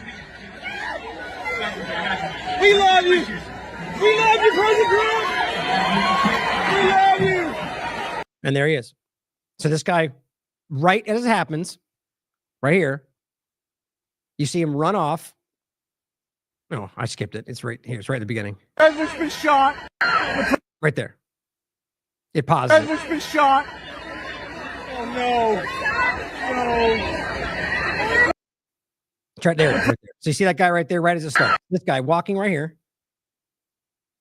Right as it happens. Now, my thought was clearly that, I mean, it's not impossible that petty people like this might have a standing order that if somebody shoots or even is shot, that go immediately get the photograph because that's important. I mean, that is a part of that does make sense. It's still really hard to believe that there would be that primed and ready with that, and there's so many points from the conversation of this. You can look at our website and check it out. Why they rushed toward the crowd, why the Secret Service violated everything they usually do, why there wasn't shots fired first, as they somehow wanted you to believe that they're not supposed to fire first, despite the next time it happened, they fired immediately, because that is the way it goes.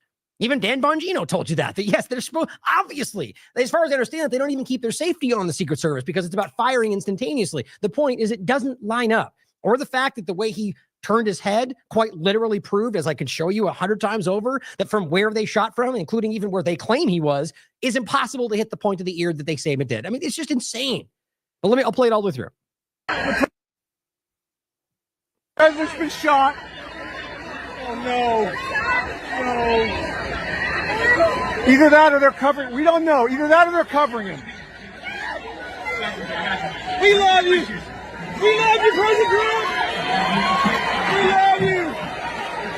We love you, President Trump! That's weird. That's weird. And then it says the flag is lowered to position. We love you! And it is. I mean, whether that's by accident or not, or by, I'll show you a claim next, at the peak moment for the opportune shot, right after the photographers are brought up, and right after that guy runs back up there. Oh, wait, let me make sure that's the right guy. No, I don't think it is, actually. Either way, let me see. No, it's not. But either way, the point is right after the guy brings him back, they take the shot, and the flag lowers into position.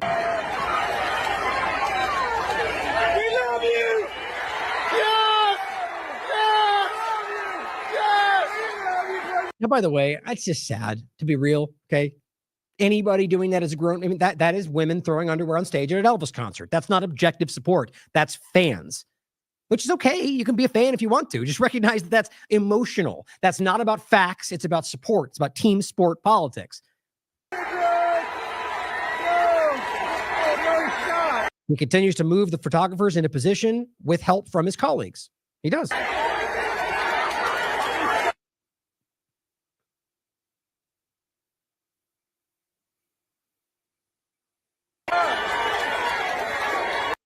And by the way, into position for exactly the shot, like the shot that everyone used.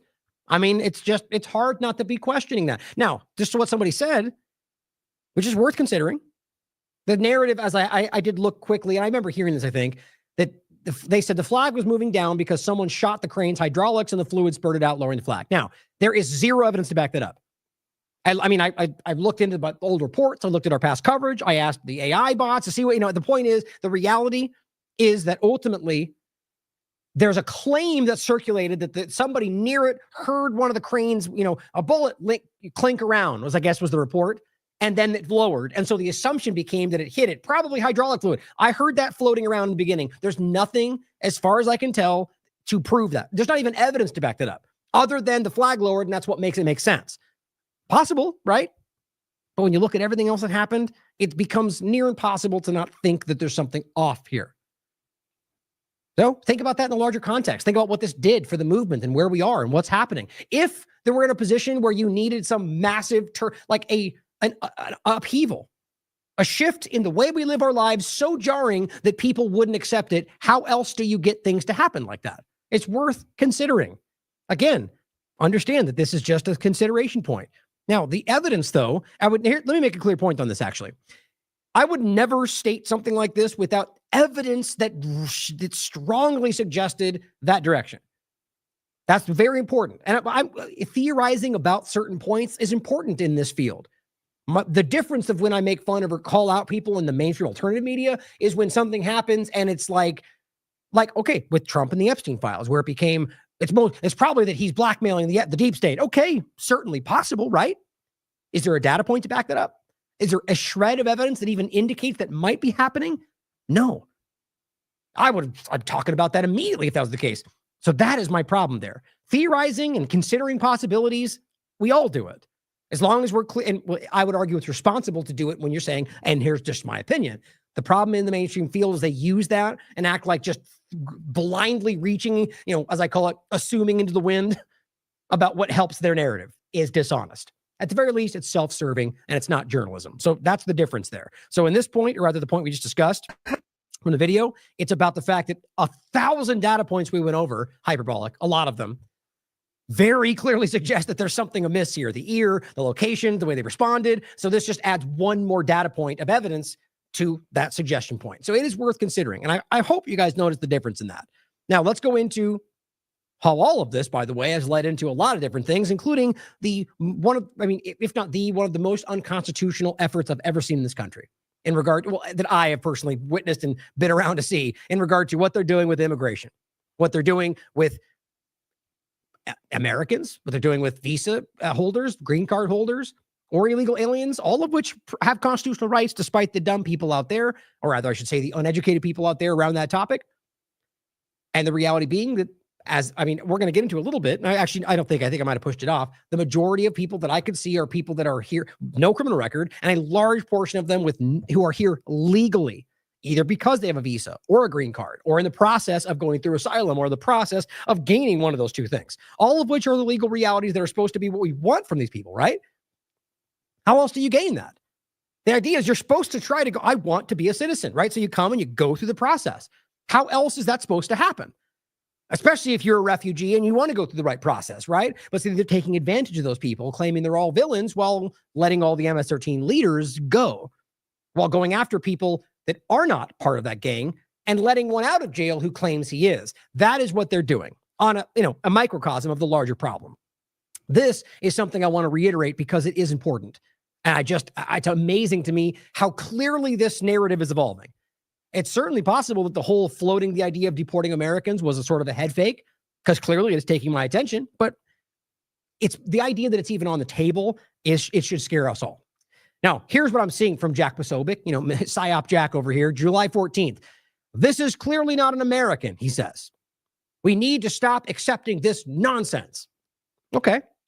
Omar Fateh announces mayoral run in Minneapolis, pledging to raise the minimum wage, freeze rent, and Trump-proof the city. Oh, okay. Now we get where it's going.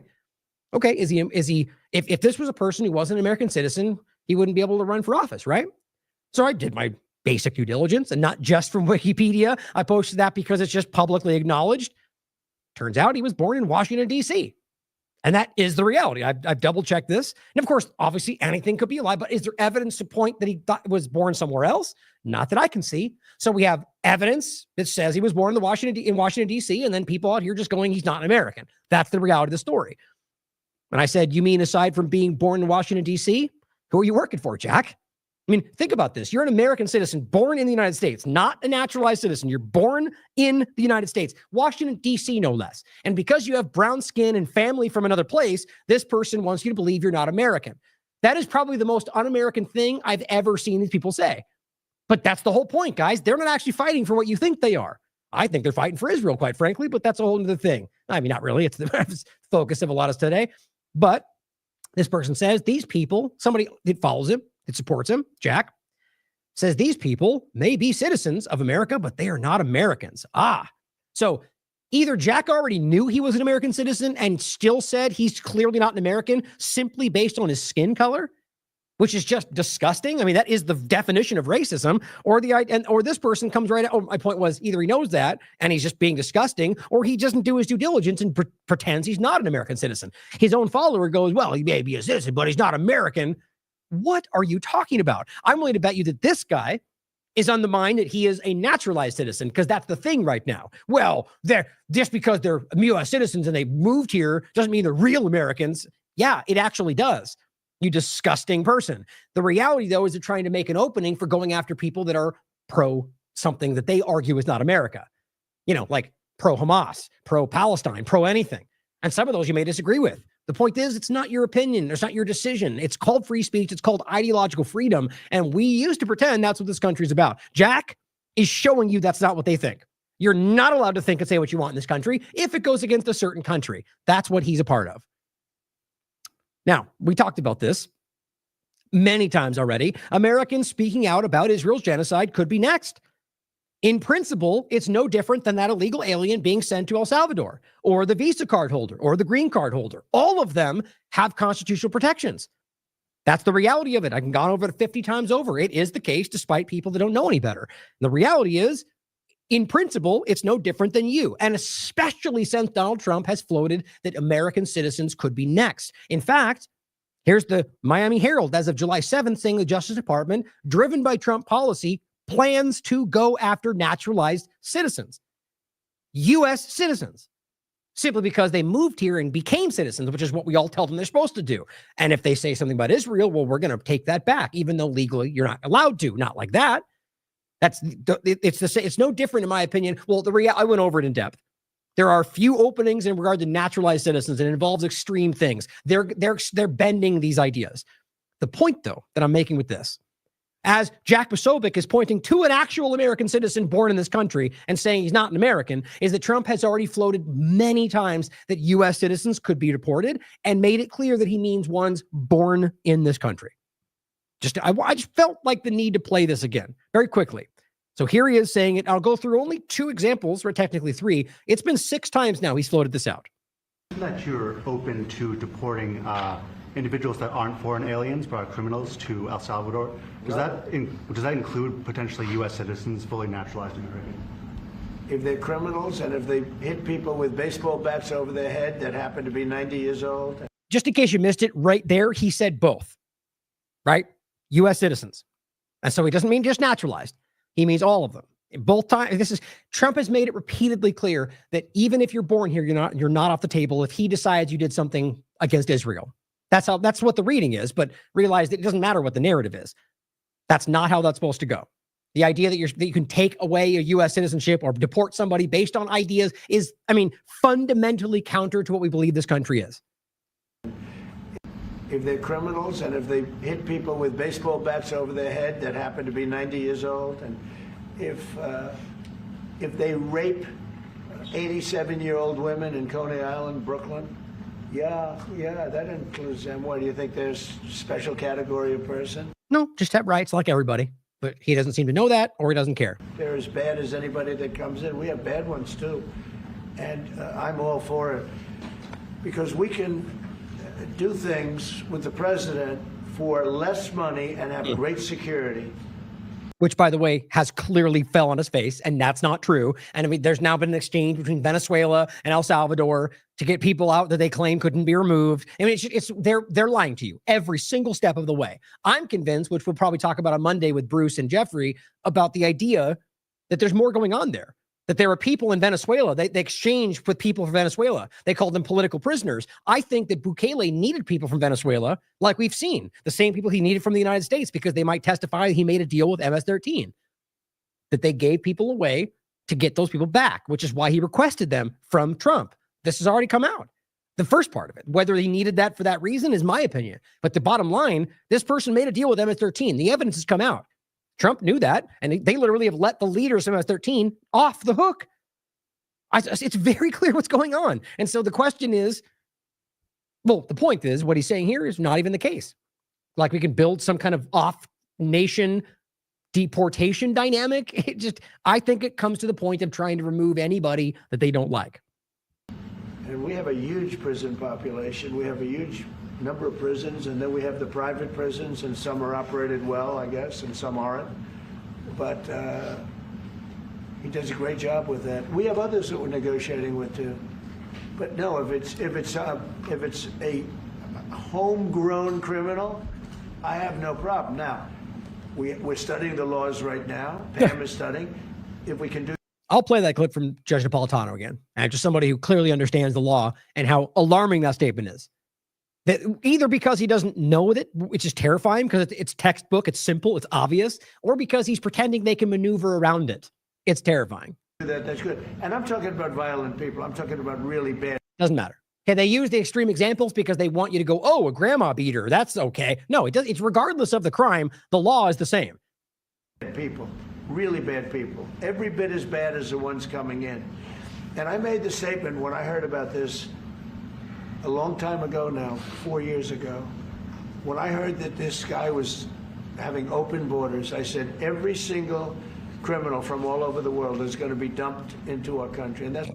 Yeah. Oh, no, that's not what happened. But the idea, as somebody mentioned in the chat, the private prison industry, the fact that we even still have a for-profit private prison industry is the sign of this country's decline.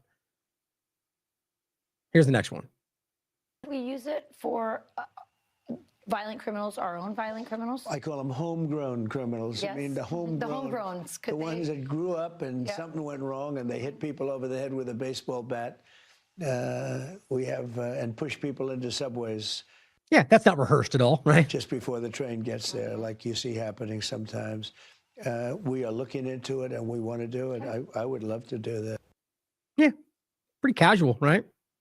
Okay. And if we don't have Elon, they could be up there a long time. Who else is going to get him? And I just want to thank him. He's going through a lot, what they're doing to him. And these people are going to be caught, and they're going to be caught, and they're going to be prosecuted. This is around the Tesla thing. Remember that when they were friends like 30 seconds ago?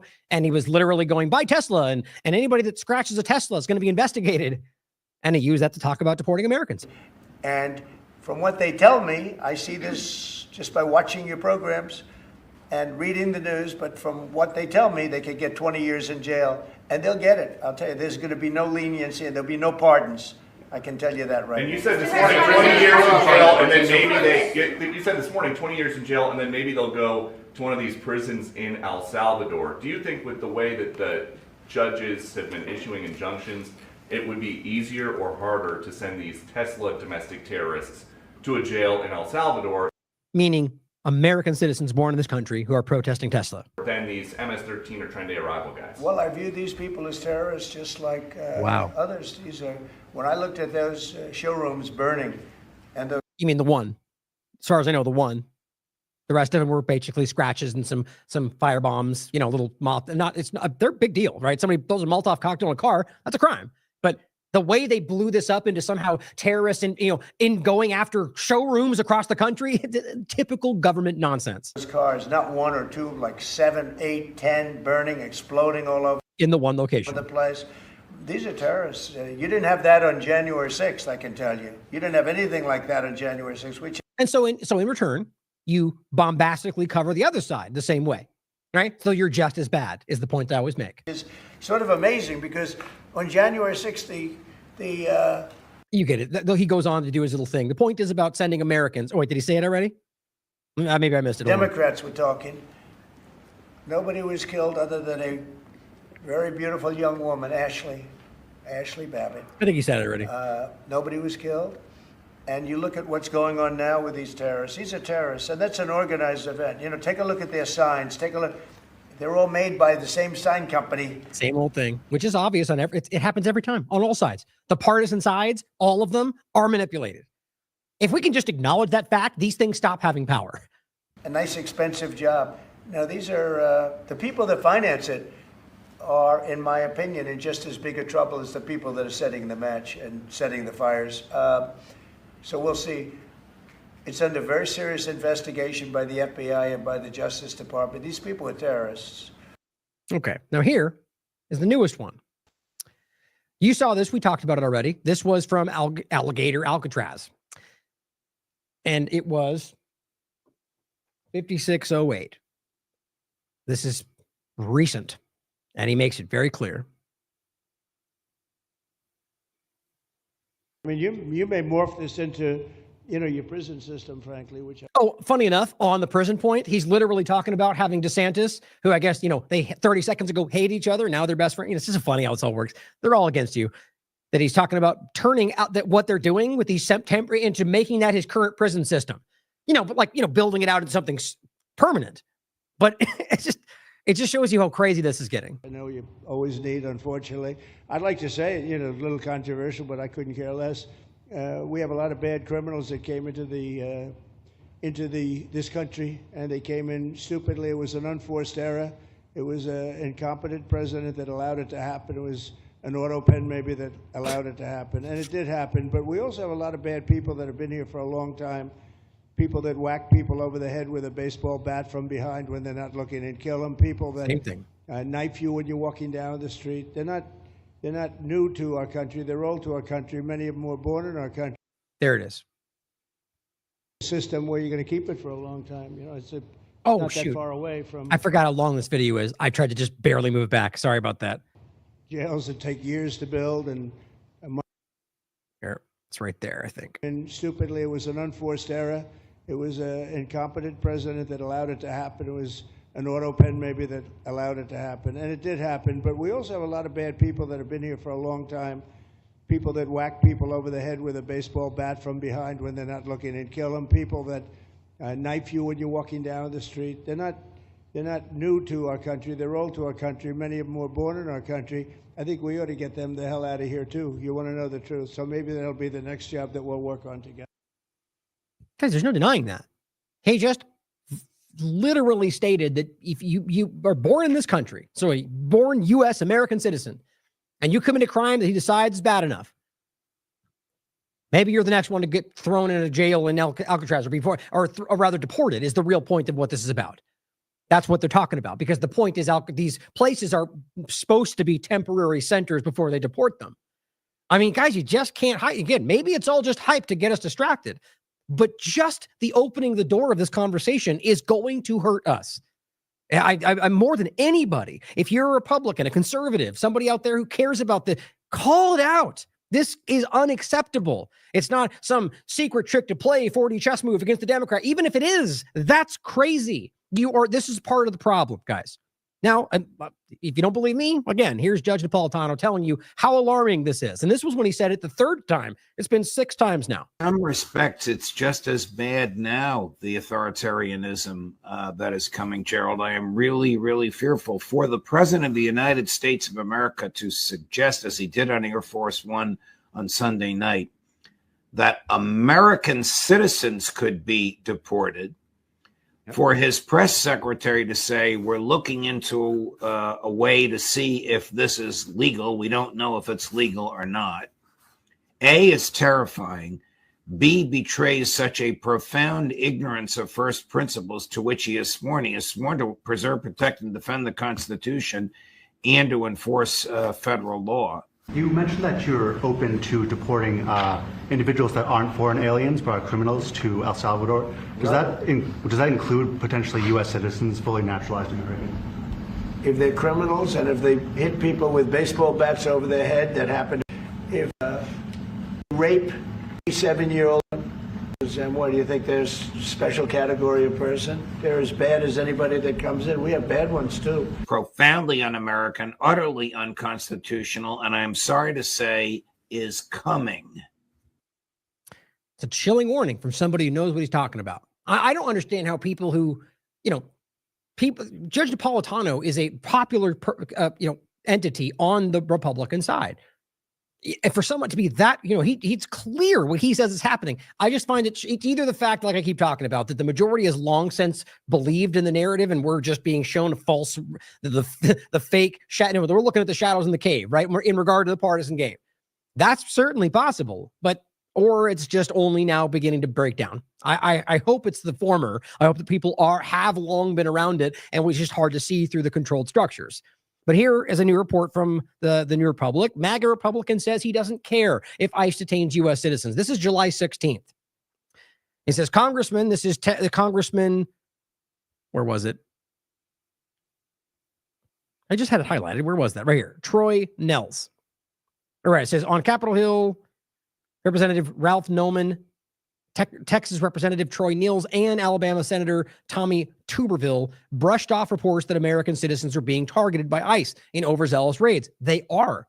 I mean, there's been 3 examples of American citizens that have been this close to being sent overseas. But it says, Congressman, do you care if U.S. citizens accidentally get detained in ICE raids? Just detained is all they're talking about. It says, no, I'm not concerned about that.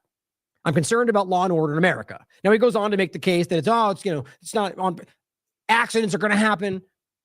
Yeah, if you allow no process, if you allow them to mask themselves and have no accountability and not identify themselves and not have a warrant, then yeah, that's surely going to happen. That is not the same thing.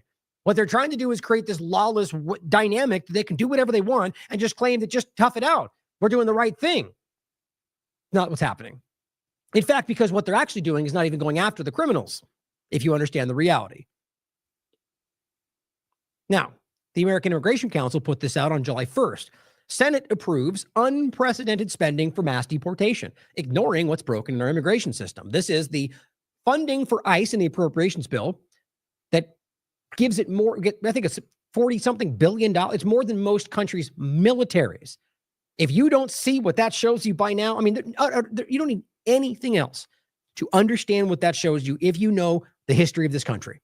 What do you think that's going to do? What do you think will happen with that funding and money? It will become exactly what we worry about. It'll become the enforcement arm in this country. Under a guise of immigration, it becomes a national police force all the time. How long has someone like Jones warned about that? Funny how they're not calling it out now.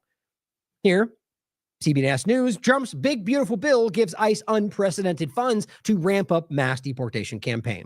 So let's talk about that bill. Thomas Massey, foreign aid in the DOD appropriations bill. This is from today. He says $300 million for Syria and Iraq military. So Israel, right? The Iraq military, you could argue there's a deviation there. That's right now even it's kind of complicated. PMU, the Iraq government, the U.S. I mean, Israel's present in Iraq too, by the way. We showed you that a long time ago. The U.S. government was giving them U.S. passports to operate through Iraq. That was a major story that barely got picked up by the mainstream. The point, though, is $300 million for Syria. What happened to stopping the wars? What happened to not continuing the funding? Oh, yeah, we just don't care about that anymore. $300 million for Al-Qaeda in Israel and Israel and Syria. $118 million for overseas disasters? What does that mean? I thought I thought we were done with that. Guess not. $15 million for AIDS in Africa. Wait, what? I thought that was Democrats and woke stuff. Stop lying to yourselves out there. The obvious reality of the two-party illusion is staring you in the face. $500 million for Israel, on top of everything else, on top of $3.8 billion a year they already get, on top of what Trump already gave them. $350 million for Kuwait. Okay. $1.27 billion in foreign security. You know what's that? Think about if everything they told you was true, that money would be aimed inward. Because it's about empire, guys. It's about empire. Not about liberty. It's about empire. $500 million for Taiwan. Guaranteed that's going to cause strife with China. It's the idea. This game it's deliberately creating these situations. $267 million to reimburse countries. He says, this isn't America first. I voted against it because it won't make America great again. It will bankrupt us. Seems like somebody sure wants that. Seems like something is driving this country into collapse. Plenty of people voted against it. Now it says, and I'll go into Marjorie Taylor Greene next. Grand total. God. $3,881,976,000, $4 billion. This is almost half of the amount of the recessions sent overseas in one bill that was supposed to be for our military. It's obvious that you're being lied to. And I mean by everybody other than a few people that call this out. But on that note, remember what we always talk about. Here's Marjorie Taylor Greene. And Mel framed this as Marjorie Taylor Greene showed more courage yesterday afternoon than any member of Congress has in a very long time. I don't agree with that. I feel like people like Massey have been doing much more, but either way, I'll just read this first. Oh, wait, did I lose that? Oh, there it is. This is really important. I've made this point many times, but as this is happening with whether media or politicians, I doubt the intention here, as she's really calling this out. And I support everything she's saying in this, but I doubt the intention. Just, I'm not saying I know for sure, but I said, but as I'm always saying, support the sentiment regardless. Not the person, or the party, the sentiment. And of course, continue to question them regardless. But if they're calling this out, raise it up. Show the opportunists out there that the truth benefits them more than the lies. Now, the point is, if you think it through, this is obvious. That doesn't mean then the next time you blindly support them. The next thing I say, no, you question that too. You question everything. I know it's hard to wrap your mind around, huh? Continue to question each one. And if they come out and say something that's true, even if you know they're just doing it to get you to support them, still go, that's correct. But I don't trust them. I think they're liars, but that's the right sentiment. And I hope they're honest about it. That is what we have to do, because you're going to get new people, politicians, media, who start to recognize that they will gain more by simply showing you the truth, which kind of inadvertently creates an honest system. People that care because they benefit from the truth. We as people can create that scenario. There will always be people trying to manipulate you for attendance if we are questioning everything and we do our best to raise up the truth. And we could be wrong about that too. The point is, as a collective, as a whole, as a majority, the majority of the time, we can change this. Listen to what she said here, because I think this is important. And I think this is an example of that. My point is, the reason I say I don't trust the intention, because of what she's already said, because of previous actions, because of things that she's done around just since being in office around the partisan game. But it's not outside the realm of possibility that someone like her could go in for the wrong reasons and decide to change. Same with Jones, anybody else. I hope for that in every circumstance, and so should you, but question it. Israel bombed a Catholic church in Gaza, and that an entire population is being wiped out as they continue their aggressive war in Gaza. My amendment would strike $500 million in funding for nuclear-armed Israel's missile defense system. The U.S. already provides Israel with $3.8 billion annually in foreign aid. $3.8 billion, that's a lot of money. Additionally, the April 2024 security supplemental included $8.7 billion for Israel. Even though Israel, nuclear-armed Israel, has universal health care for their citizens and subsidized college for their citizens. They're able to provide that. However, here in America, we're $37 trillion in debt. My amendment will ensure an America First Department of Defense, and that is exactly what we need and we haven't had for a very long time. Wow. I'm happy to see that. I mean, my God, guys, that is a truth bomb on top of truth bomb for people. I mean, everyone in the room knows that, in my opinion. Other than, I shouldn't say it like that. There's plenty that I do think are snowed, but a large portion of them are well aware of what's actually happening. She's just made it very clear. How do we, this is my point, for the long term. Look at how this country has been subsidizing. You're paying for what Israel's doing, including the genocide. And they're benefiting themselves off of that while taking advantage of this country in every possible way. I'm glad people are calling this out. Very important to see. Now, here is another perspective. Here's Randy Fine. Protecting 600,000 Americans who live in Israel and supporting the R&D that will enable the Golden Dome is as an America First as it gets. I was proud to oppose this America Last amendment. So regardless of his narrative, which is flimsy at best, he's literally telling you that it's America Last to make sure the funding goes to America First. Literally, that's the case. America would get that funding first, and he wants you to believe that's America Last. That America First would be funding Israel. This is a person, in my opinion, who's acting for the interest of something other than this country. And on top of that, the 600,000 Americans he's referring to are people that live in Israel, who live in most cases, entirely, if you understand the situation, on stolen land, and many of which are just people that are born in Israel who also have U.S. citizenship, which still makes them an American citizen, guys. That's the fact. But which clearly will publicly state, even in this country, like people like Brian Mast, who are part of the IDF, that they will act in Israel's interest largely over the U.S. That is undeniable. It's not about Jewish people, other than the overlap of Zionism and Jewish people. It's about the political control of this country. Here's what Randy Fine had to say about what Marjorie Taylor Greene was just talking about. Is in opposition to this America Last Amendment and reject the premise of the arguments that are being made. There are 600,000 Americans who live in Israel, and one rocket has been fired against every 23 of them. 26,000 rockets since October 7th. 43 Americans killed on October 7th, 12 taken hostage. But more importantly, the research that this fund is the premise behind the Golden Dome.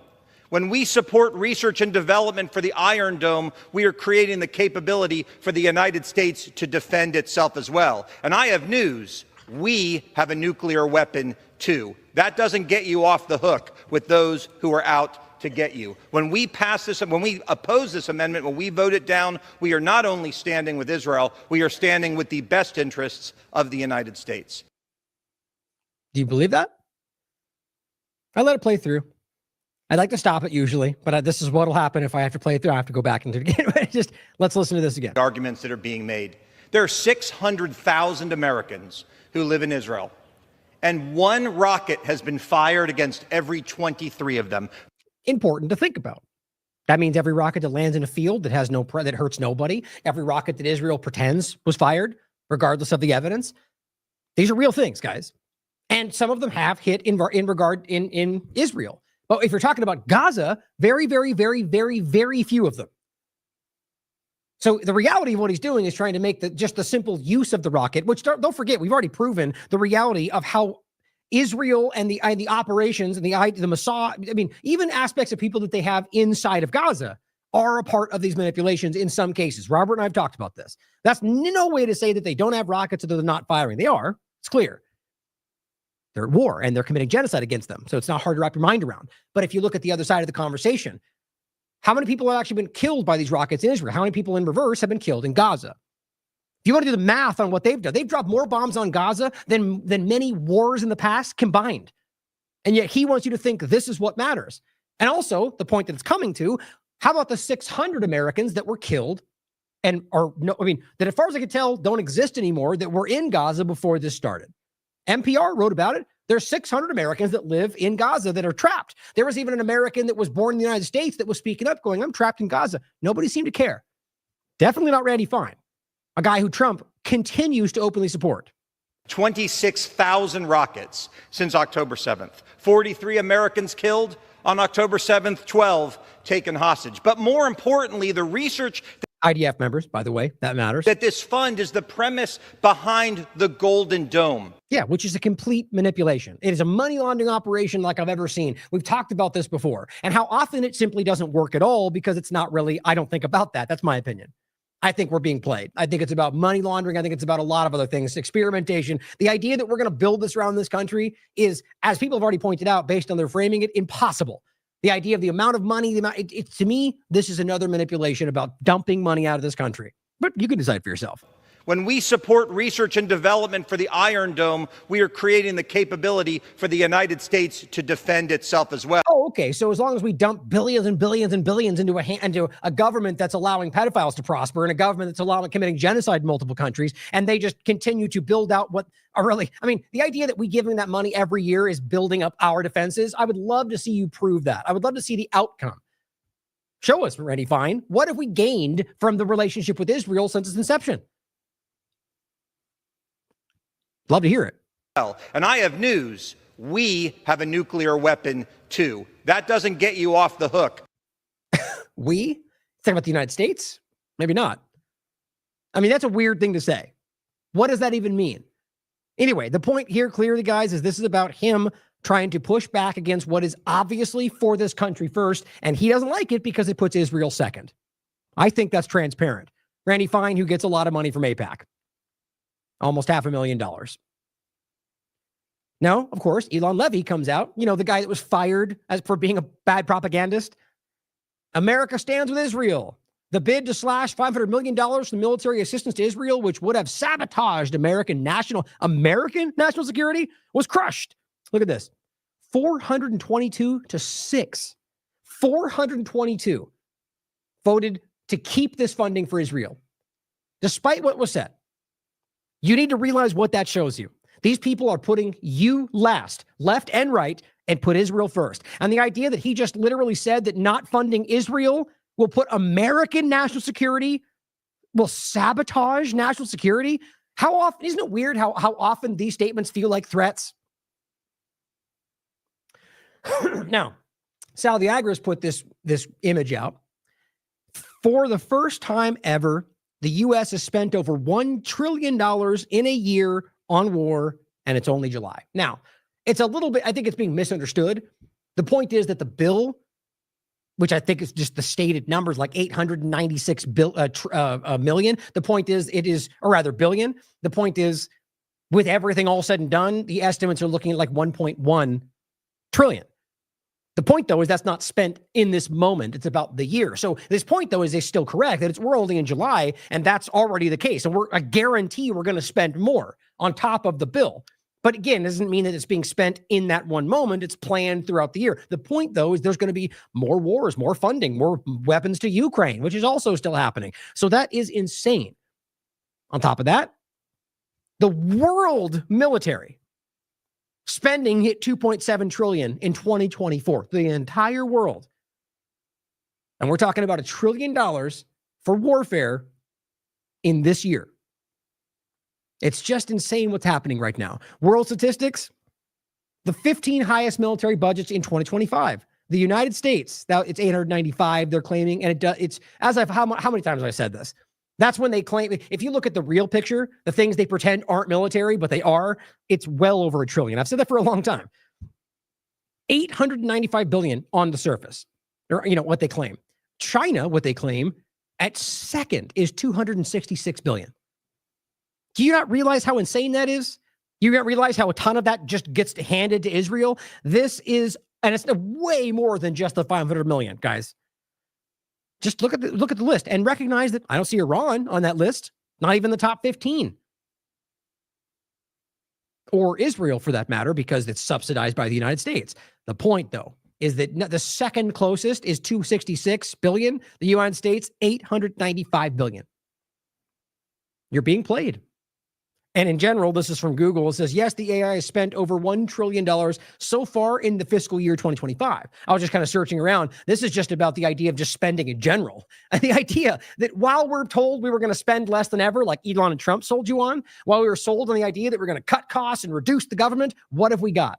Bigger government, bigger technocracy, bigger AI, and more spending than ever. That's what we told you would happen, not just TLAV or independent media, anybody with a brain, anybody who's watched, anyone who's a student of the U.S. government, a student of government who's watching what they do.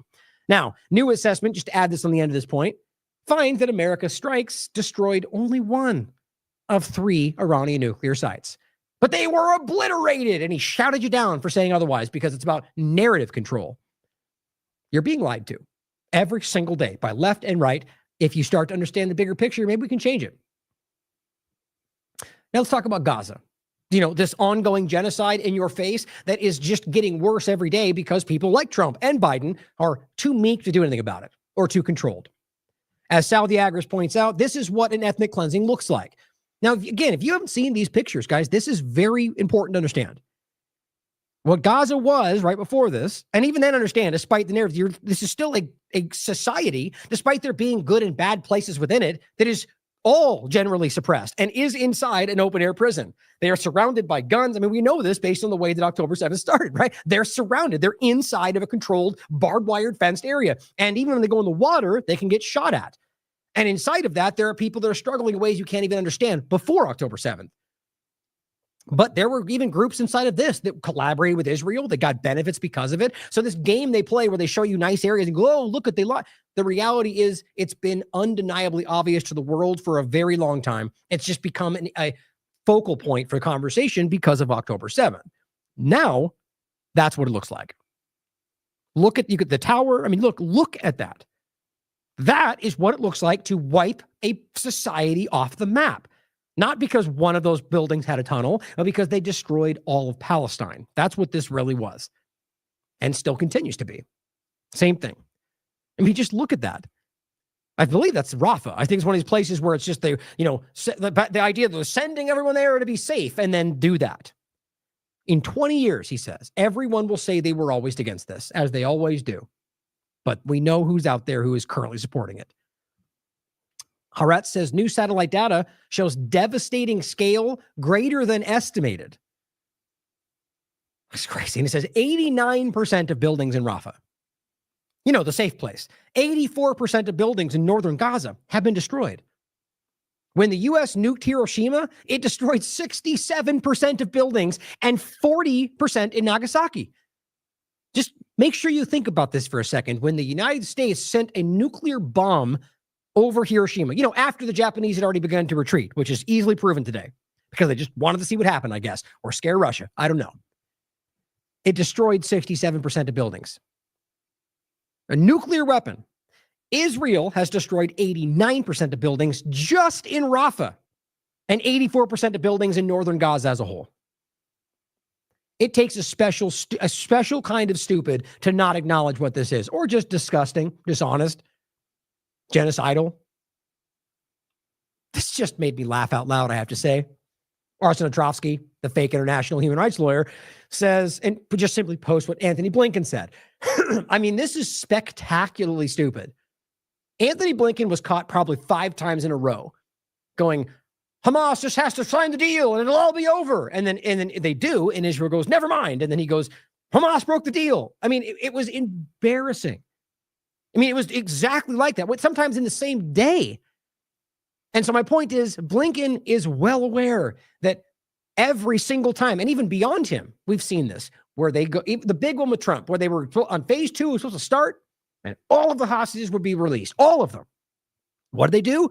Israel broke it down and started bombing and blamed them. And then went on to say, we want the hostages back, even though that's what they would have gotten if all they had to do was continue the phase. That's the reality. So my point is, they know that the thing holding up the release of hostages is Israel. Here's what he just said. I wish that this is Blinken, I wish that those who understandably have been moved and motivated by everything that's happened since October 7th, he's not talking about the genocide, mind you, if they'd spent just maybe 10% of their time calling on Hamas, demanding Hamas put down its arms, because that would have stopped the genocide, right? Because what have they been saying? That once we get the hostages back, everything's over? No. They said Hamas has to be destroyed. So if they put their weapons down, that would have been an immediate genocide for the rest of the area. They've made that clear. But he goes, give up the hostages, stop what it's doing. Maybe if the world had done that, we'd be in a different place. So his lie is to claim that had we just said, give up the hostages, you mean like they kept offering to do? Put your arms down, like they kept offering to do? It's just sad how clear this is. But the important thing to take away is that people like Blinken, what is that, Murray sitting next to him, people like Trump and Biden and the U.S. government, they know what they're doing. They know they're lying to you, and they are simply just propelling the narrative, even though you know they're lying, even though they know you know they're lying.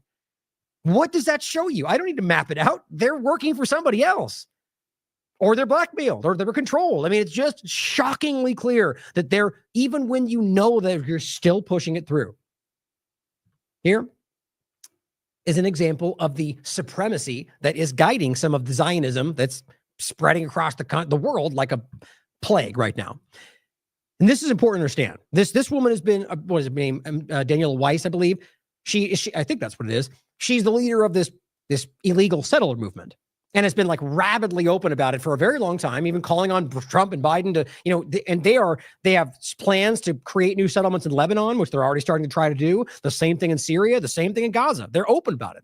Meanwhile, our own government lies, or Piers will even shout it down, even though he'll listen to her tell you right now. Here's Piers Morgan again, giving her time to talk about it and not really pushing back on the extreme nature of what she's saying. Zachary Foster says, ever wonder how the Nazis convinced themselves genocide was the solution? Just watch this interview with a living Nazi, and it will all make sense.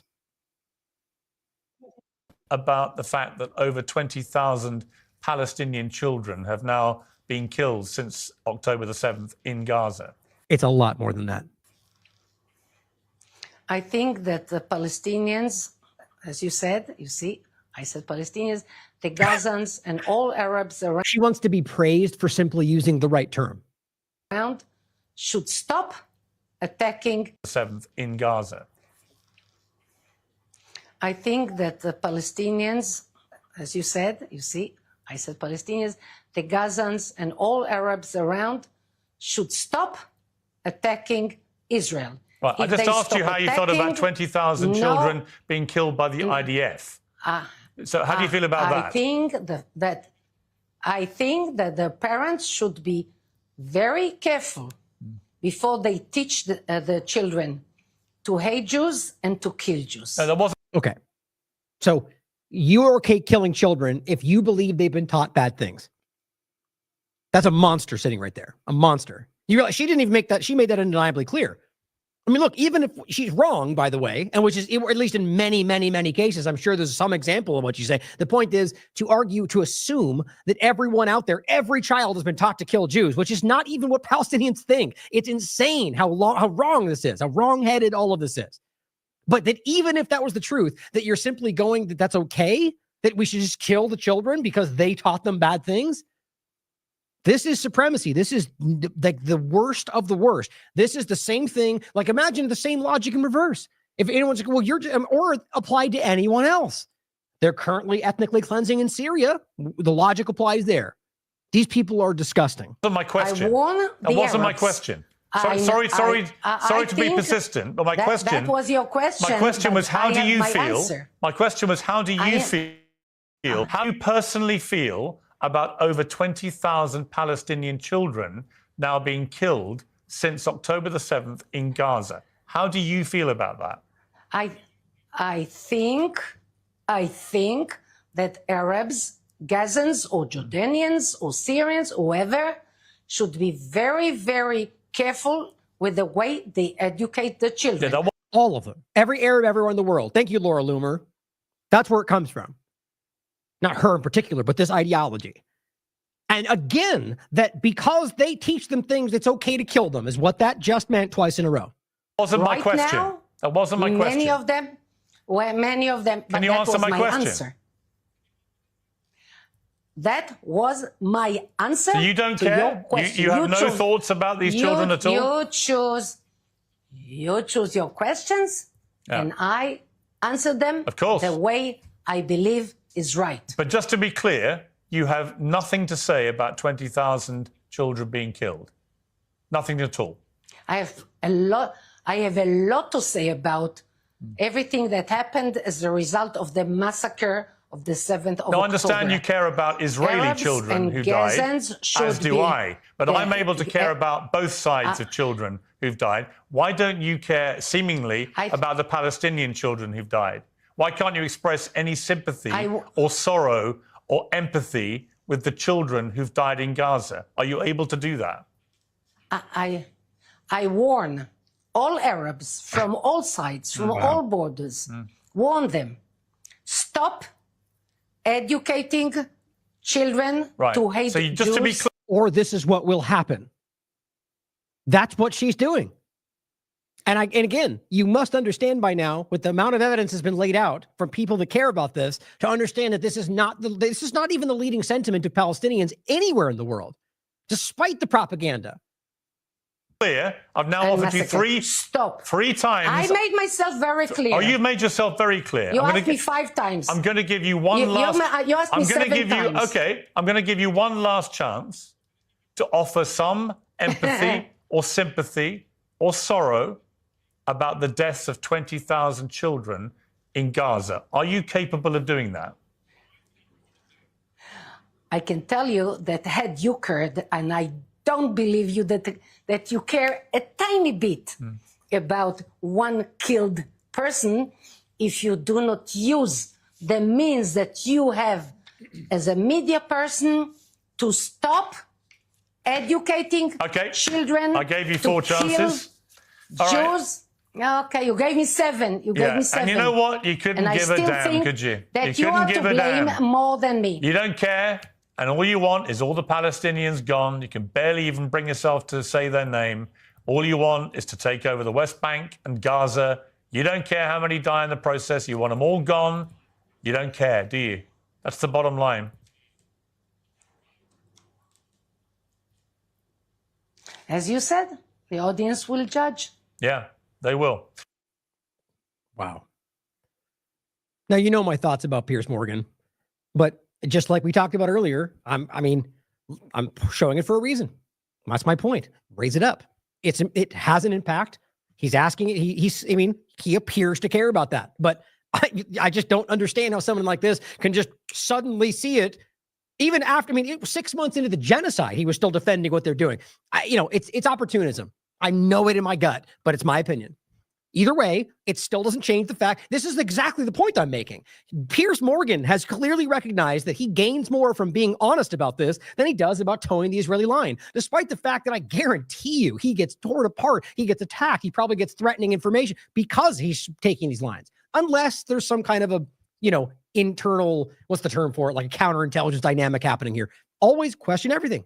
Consider the facts, or rather all the evidence, and make sure facts guide your decision. The point is this is obvious. These people, and the fact that even Piers Morgan is pointing to this person and like giving her the rope to hang herself with, just you are clearly a terribly disgusting person who does not have any empathy for anybody who you've just othered. That again, I'll read exactly what Zachary Foster said. Ever wonder how the Nazis convinced themselves genocide was the solution?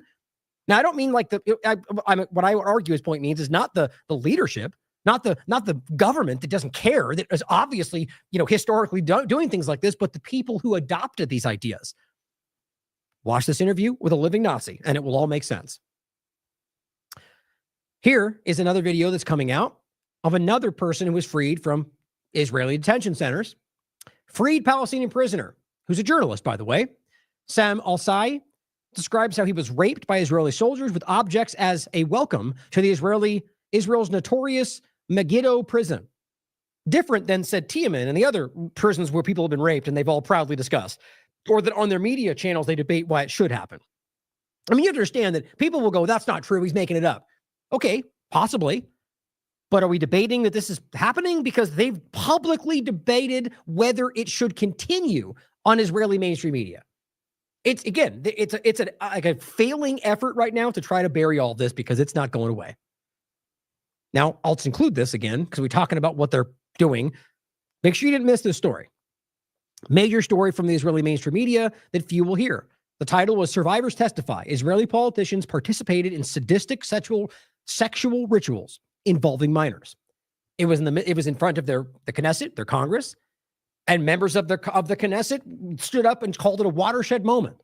Many people filed through and testified about doctors and politicians and people at the highest level of Israeli society who took part in what they called sadistic sexual rituals that included minors. They were children and women that were at the time when it happened who said they were passed around by people in power. Sort of sounds familiar when you look back to see what was happening in the Epstein conversation, right? Dennis Hassert. The things they use to control this government. This is what we're talking about, guys. There is something dark that's coming out, and there's a reason that Trump and the rest are trying to avoid what's going on with the Epstein files. That's what I think. Now, the last segment that I think is really important to all this. Oh, I'm sorry. Wait, one more thing about Gaza, and then we're going to talk about Syria to wrap up today. But the starvation is its own horrifying element of what's going on in Gaza. Just bombing people to death, the genocide is just sadistically horrible. This goes so far beyond just committing genocide. This is, again, sadistic. It's wanting these people to suffer before you kill them. That's what we're talking about. Forensic architecture. The mounting starvation in Gaza is a direct result of Israel's dismantling of the UN model of aid distribution and its replacement with the lethal GHF system. See, they claimed UN was Hamas, and which I don't think anybody even believed. It was just a flimsy narrative that didn't really line up with any facts. The point is that model, regardless of how clearly the UN has its own problems, was in fact getting aid to these people. They removed that model and have now turned it into what they call a Squid Games, Hunger Games dynamic, where they're just executing people who try to get food. Israel is deliberately undermining systems of aid distribution by the UN and other international agencies, restricting the flow of aid, permitting looting in military zones, and attacking distribution centers. just as civilians have been killed at the supposedly called, the Gaza Humanitarian Foundation, which is just funded by Mossad, as Max Blumenthal broke down. They've been killed at these rationing stations. Those waiting along aid truck routes are also being targeted by the Israeli media, making every route deadly. See, we see them getting executed at the stations. What we don't see is the people that are walking there getting picked off as they walk there that don't make the news. Here's an example of that.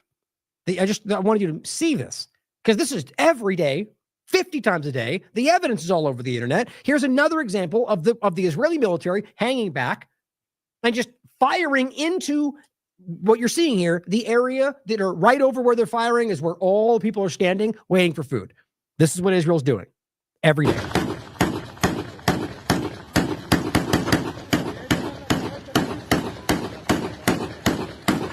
Sitting there in the pumping, randomly opening fire on people that are waiting for food.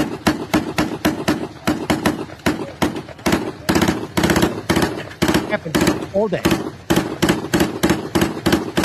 I don't mean literal, I think the non-stop reality. They laugh about it, like that video we showed you before, where a sniper kills a child on the fence, and they all cheer and go, "Oh, you got the video?" It is sadistic what's happening. They want these people to suffer. So that's what they're highlighting here. That they're shooting them as they go, as they stand there, as they leave.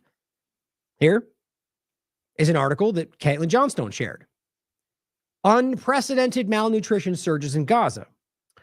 What you'll find is that somebody we referenced quite a bit, Nick Maynard, professor, doctor, had a disgusting an admission of what's going on that I didn't know before. Now, the article is quoting Nick Maynard, who I'll play for you first what I've showed you before, who's been there for a long time. I think he's come and gone, but the point is that he is operating to help people as a doctor from outside of Gaza. And as everyone in this thread, I actually just embedded these first four, but this long thread of doctors, every single one of them will tell you exactly the same thing. Some of them breaking down, crying, trying not to describe to you as they watch children shot in the head, as they watch IDF execute doctors in front of them. That's how actually obvious this is, and this is exactly why Twitter puts a warning and suppresses the content. Despite that, it still gets lots of reach. That's where we really are. That's all of TLAV for you right there. That's a microcosm. But here's what Nick Maynard said before this. And this, guys, this was, I think, in the first so many months. Every single part of the hospital has been destroyed. The whole infrastructure of the hospital has been destroyed. When I spoke to Marwan yesterday, he told me there were 107 patients still in the hospital, 60 medical staff. God only knows what has happened to them. I think we've seen some of the pictures. Surgeons I know have been executed in the last 48 hours there. Bodies have been discovered in the last 12 to 24 hours who have been handcuffed with their arms behind their back. And so there is no doubt at all that multiple healthcare workers have been executed there in the last few days. You believe executed by whom, Doctor? By the Israeli Defense Force. Why would they seek to execute surgeons and medical professionals? Well, they've been doing it since October the 7th. Over 450 healthcare workers have been killed. Friends of mine that I have worked with over the years, many have been abducted as well, and nothing has been heard of them since. So there is no doubt in my mind, and I can bear witness from this from my time at Al-Aqsa Hospital and from talking to people, that there's been direct targeting of the healthcare system in Gaza, direct targeting of hospitals, and multiple killings of healthcare workers. Any death is tragic, but this is not, and I say again, anyone dying in any sense. So this is not, and please don't be upset by this expression, collateral damage. This is specifically targeted, you're saying, medical professionals by the IDF to be taken off and executed, is your belief? Most certainly, that is my belief. Have you at any time seen anything that would lead you to believe that there had been terrorists who were hiding in the hospital? Without exception, every single one has responded to say they have never witnessed any Hamas militant in the hospitals they have worked in. Right. That's one of an endless stream of doctors telling you exactly what they're seeing. And yet we're still lied to by the clearly Zionist-controlled governments of the world. By the way, this was just something I just was searching real quickly to see if there's anything popping up. This Zionist propagandist, 6 days ago, Israel agreed to a Qatar-backed ceasefire. Hamas rejected it. See, it just never stops. Hamas is solely to blame for this war continuing. Why is nobody talking about this? Because the New York Post just blindly repeated what Israel said. It's insane. We just talked about this. The reality of what happened, this is the article he's pointing to from July 12th. He's just trying to jam this into the conversation today. The reality is it's the same conversation every single time. There is an ongoing discussion, and there's very clear basic things that have been set from the very beginning that Hamas has been release of all hostages, an end of hostilities. It's basically all they're calling for. The reality is Israel knows that and just continues to pretend like there's some discussion. And in this last case, what happened was Israel and the United States agreed on what they were going to say. Then they thrown it out to the world and said, we have an agreement. Let's see if Hamas takes it, knowing that they didn't even show it to them yet. And then when Hamas looks at it and goes, well, obviously it's a non-starter. You're not even on this right page. They go, I rejected it again. The last time they had an agreement that was close, Hamas was even willing to take themselves out of the situation.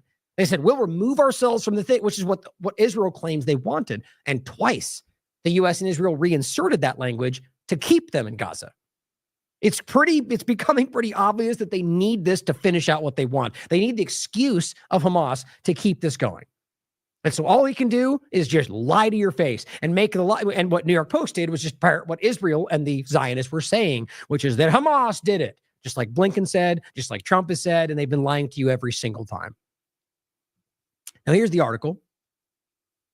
It says Professor Nick Maynard, an Oxford-based gastrointestinal surgeon, currently in Gaza. That's as of right now. Imagine doing this still with what he's seen. The courage is worthy of praise. Added that snipers were deliberately targeting certain parts of different body parts on different days, such as the head, legs, or genitals, near U.S. Israeli-run aid distribution points. So on day 1, they shoot the head. Day 2, they shoot the legs. This is a game to them. Professor Maynard said, quote, unprecedented levels of severe malnutrition were directly contributing to preventable deaths among patients receiving surgery. He said, the malnutrition I'm seeing here is indescribably bad. It's much, much worse than a year ago. And a year ago, they were already food insecure. 6 months ago, the IPF said it was is the ICP? Was it let me look real quick. I still have the article. I think it'll pop up. There it is. IPC. This was a while ago. Is it not loading? There we go. 1.1 million people. Famine. Imminent. This was I forget what the date is on here, but this was like 6 months ago. So the point is, it has been there this entire time. And his point is now it's worse than we've ever seen, which is wild. That's where we're using the images to show you, as much as it's hard to wrap your mind. It's hard to see. He added that colleagues he worked with a year ago, so doctors who are there, were unrecognizable or barely recognizable, having lost 20 to 30 kilograms due to food shortages. The doctors. Critically, he said injured patients were dying because malnutrition was preventing them from healing. So some of them that actually get good treatment, if that's even possible where they are with what they don't have, are just simply dying anyway because they don't have their bodies are eating themselves alive. It says the repairs that we carry out fall to pieces. Patients get in terrible infections. They die. I've never had so many patients die because they can't get enough food to recover. He said, I saw a 7-month-old baby who looked like a newborn. The expression skin and bones doesn't do it justice. He said, Professor Maynard added that snipers appear to be targeting body parts, including genitals and legs, near the controversial the Gaza Humanitarian Foundation. Quote, the medical teams here have also been seeing a clear pattern of people being shot in certain body parts on different days, such as the head, legs, or genitals, which seem to indicate deliberate targeting. He goes on. There's plenty more for you to read. Unbelievable. Now, this is a really chilling image. What you're seeing here, a scene from an ongoing Israeli genocide in Gaza, With food supplies completely cut off, desperate civilians are forced to scrape up flour mixed with sand just to keep their families alive. Not fiction. This is a horrifying reality. Now ask yourself why that's the circumstance. Why are these bags strewn about, broken open? Because this is how they're doing this, guys. These people are being shot at while they do this. They're not being given. I mean, I can't even understand how this can exist in this world. It's over the top. You are treating these people like they're in the, I mean, this is a Hunger Games dynamic. These people are shooting at them as they try to survive. You're doing it in a way that it's, you're torturing them with a scrap of food as their children are starving to death. Zachary Foster, Israel is starving to death 500,000 Palestinians in Gaza right now. Here's what the UN was saying.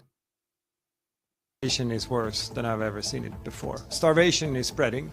500,000 people in starvation, 90,000 children now in urgent need of treatment for malnutrition. And I met many of those families who told me that there are days that their children are not eating at all. And I had mothers telling me how they're trying to have kids not play so that they don't draw more energy than they are able to provide them with through food. The fact that people are now dying every day trying to get food, I think it's the starkest illustration of how desperate the situation is. The amount that we are able to bring in, it's just a fraction of what's needed.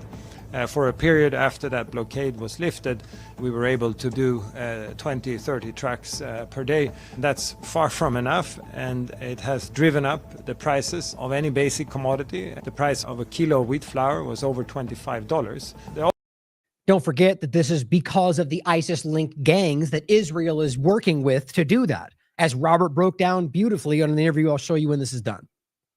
Operating environment also for our teams is just impossible. Our teams get stuck waiting for clearances and at checkpoints, often spending between 15 to 20 hours straight. There's not enough fuel, there is not enough spare parts to our vehicles, and we don't have basic communication. Today, though, we were allowed to deliver through Sikkim for the first time in several days, but we want to be able to deliver in the north because we think that is the way to also help bring down the levels of desperation and prices. Regardless of this progress that we have seen, it's not going to be enough to turn the tide of hunger, that's for sure. So what we really need is the ceasefire. We have enough food on the borders to deliver to the entire population for some 2 months, but obviously we need that ceasefire to take advantage and deliver to the entire population. Here's the interview I did with Robert about this. And we've talked about it before this. It's very clear what's going on. We've talked about these gangs in few different conversations they were the ones that were stealing and selling the food at higher prices. The point is that they've now worked with them, and it came out very clearly that they have clear links to ISIS. That was brought up in Israel. That's just, and it shouldn't be surprising, especially with the next conversation, seeing as how they have quite literally taken the Al-Qaeda offshoot Hayat Tahrir al-Sham off the terrorist watch list. Al-Qaeda. No one's denying that they're part of Al-Qaeda. Hayat Tahrir al-Sham is best. It's a group that's just been changed names a few times, as Vanessa and I've talked about. And it's obvious that Israel and the United States have always worked with. In fact, it's a proxy element of both of them, ISIS and Al-Qaeda. This is not a secret if you've been paying attention. Now, last few points on Gaza. Aid for Gaza's starving children is right at the gates. Let it in. This is from July 15th. They're letting these people suffer. UN aid trucks are waiting, and they're still playing games by giving people scraps and shooting at them. Here are children that are literally starving to death in front of your eyes. As you just heard, every day there are children dying. Not by bombs, but specifically from Gaza, from starvation. Here is a sad, sad, sad reality. Aaron says, when was the last time we have seen such a concerted campaign to starve an entire civilian population? A Palestinian child cries out in hunger as famine worsens in Gaza, with Israel continuing to block aid and weaponizing starvation in the Gaza Strip. Makes me sick. Now, just in case you needed to see it even clearer, this is the title of the article from a genocide scholar. Or rather, what he said. I'm a genocide scholar. I know it when I see it. This is, I guess that I thought that was something different. That is the title. A genocide scholar has just broken down that what's going on in Gaza is a textbook example of genocide. Not news to 99% of the world, but for those holdouts that still wanted to lie to yourselves for political reasons, guys, it's obvious what's happening. It is the most obvious genocide I think the world has ever seen. And now you have even more evidence to back that up. Now, in antiwar.com, you might have already seen this. Israeli tanks strike the only Catholic church in Gaza that still exists. There's more. The point is they tried to lie about that at the beginning. Remember? The woman from Israel's political background, what's her name? The politician tried to lie to LBC saying there's no churches. And he goes, yeah, there's one right here. He goes, oh, well, they don't go there anymore. Yeah, here's the pastor. Well, never mind. Like they lie. They lie like they breathe in the Israeli political field or just politics anywhere. But they targeted this church yet again. And this was one of the priests there was somebody who called the Pope near daily, as the reports have said. And they attacked it. And then because it got so much negative attention, they spoke up and said, oh, well, it was a mistake. Didn't stop them from doing it, and they don't care. They just only give you some hollow response when enough people seem to scream about it in positions of power. Killing 3, injuring a priest every single day. I hope the conservative right can say something about that. Now, on top of that, don't forget, I'll just include this. Decentered News put this out. This is from a while ago, but it's the conversation of Israel's use of AI targeted creation platform, Hasbara. We were talking about this December 24th, 2023. How Israel uses AI to select bombing targets in Gaza. We were talking about this before it was discussed in the larger conversation. The point is, this is Whitney and I discussing this and where this goes. Here's the link to it, to the interview link on TLAV. The Cyber Threat Intelligence League and its impending false flag with Whitney Webb. Include that too. The point is just to recognize that they're using artificial intelligence in the genocide, and that ties back to the original point and where this is all really going. There's many objectives here. Some of them are just genocide, just for the sake of removing the people that they don't like. But on top of that, there's always a bigger point, and it's about where the world is going. And hopefully we can start to see that. Now, to finish this in the point of the larger picture, but as it pertains to Syria, but to recognize, guys, that this is a greater Israel dynamic with Lebanon and Syria and Gaza and Egypt and a lot of, here, let's look at it yourselves. And let's just go with this first to make sure you remember this is not a fringe secret. This TRT World put this out. This is patches they were wearing after October 7th and have been before. They are greater Israel patches. That's what that is. That's what the Israelis government structure believes is going to happen. So that means that they openly believe, and that means that the U.S., they know this in the world, that they want 3/4 of Syria, the vast majority of Iraq, a major part of Saudi Arabia, all of Jordan, right? A huge part of Egypt. It's very clear to me, half of Kuwait. It's very obvious that this is where they're going. And the governments of the world that are clearly controlled by them are carrying this out for them at your expense. Ask Syria, which is what this point is about. Here, this was just put out 14 hours ago from Mencho Sint. It says, occupation soldiers patrol in the villages of southern Syria today. Guess what? With a Talmudic cube on their head. In case you don't know what that is, I'm sure you've seen it. Something that Rabbi Shmuley and that ridiculous moron Mike Rappaport love to throw in your face on Twitter because they want to really project how great, they're trying to, first for propaganda. Not to say that there aren't people that are, believe in practice the religion. It is a part of their religion. My point is there are people that love to throw it on Twitter for their own purposes, which is sort of in my way. I guess I'll put it this way. From a Christian's perspective, there was somebody out there, which they exist, especially in politics and media, that are out there throwing their religious practices in your face as if that makes them seem, that's propaganda. That's for that. That's your personal life. You don't need to throw that in people's faces. My point is, this, just in case you didn't know that, is something that does happen. It's very common. And this is a member of Al-Qaeda. The ruling faction of Hayat al-Sham that is overlapping with Israel and the United States in Syria, who's roaming around in the back of what looks like a U.S. Jeep with his gun with a Talmudic cube on his head. Now, look, is it possible that this Muslim terrorist believes in the Jewish religion? Certainly possible. But my point is, it's obviously more than that. As I see it, that this is about the example that this is Zionism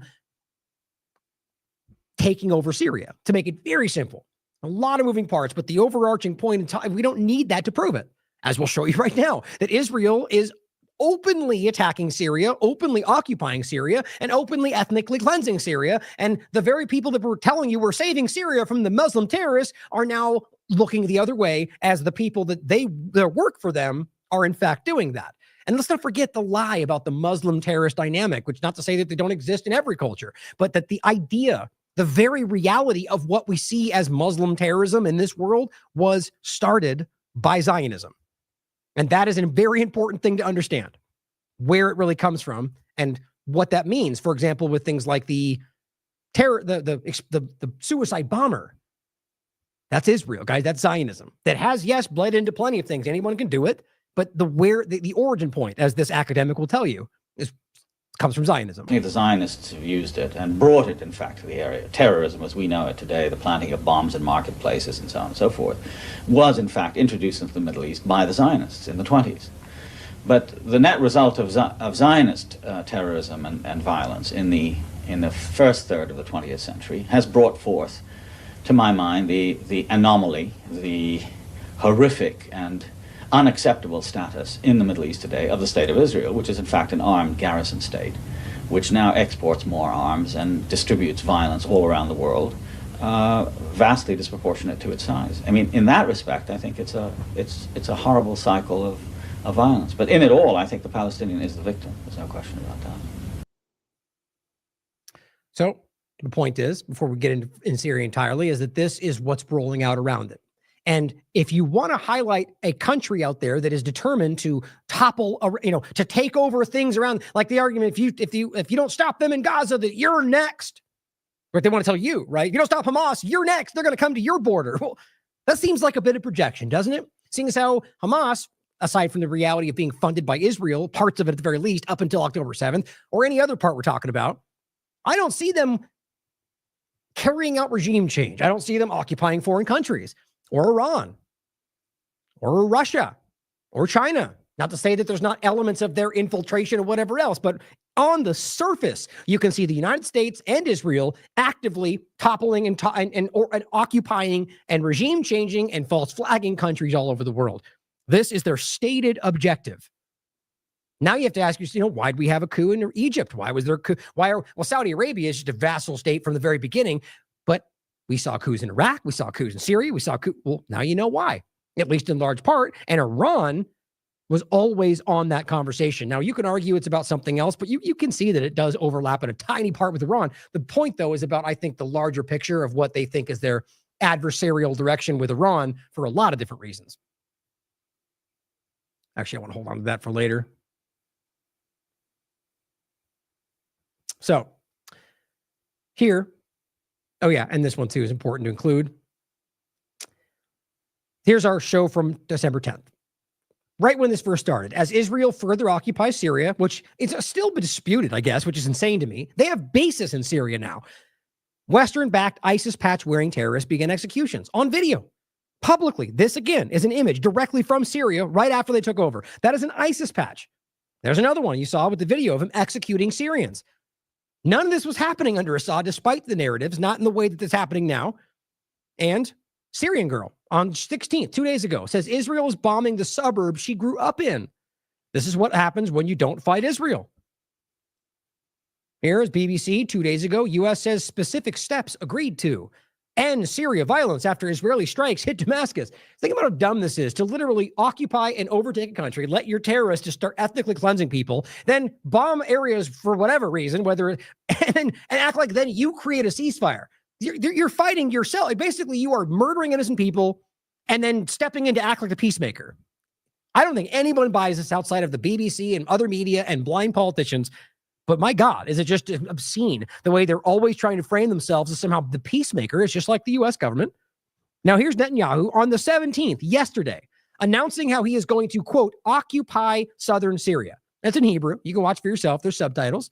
Netanyahu announces occupation from the Golan Heights to the Druze mountain area. Now, this is why you're starting to hear the idea that we're going to protect the Druze.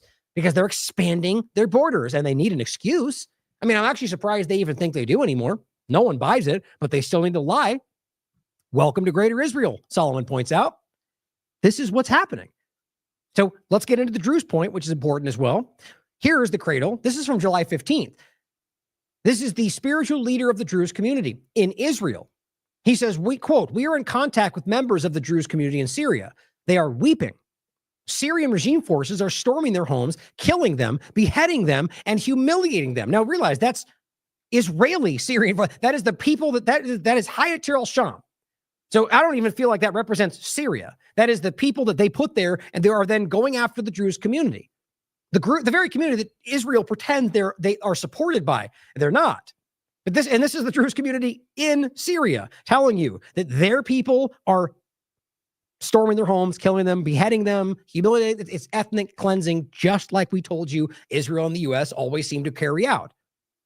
Now here, Hadi points out horrific videos, this is from the 15th, of Syrian regime jihadists executing Druze civilians are surfacing all over the internet.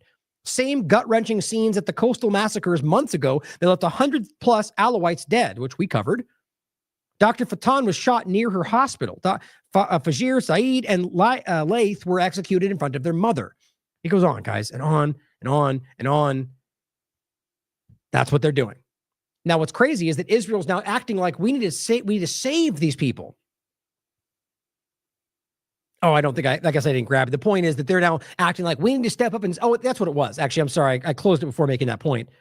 The image, the video that Netanyahu put out, that was the last major point on it, is that ultimately he needs to protect the Druze, right? That's what he's claiming this is about. We need to occupy this because, I think I did kind of say that, because we need to protect the Druze community.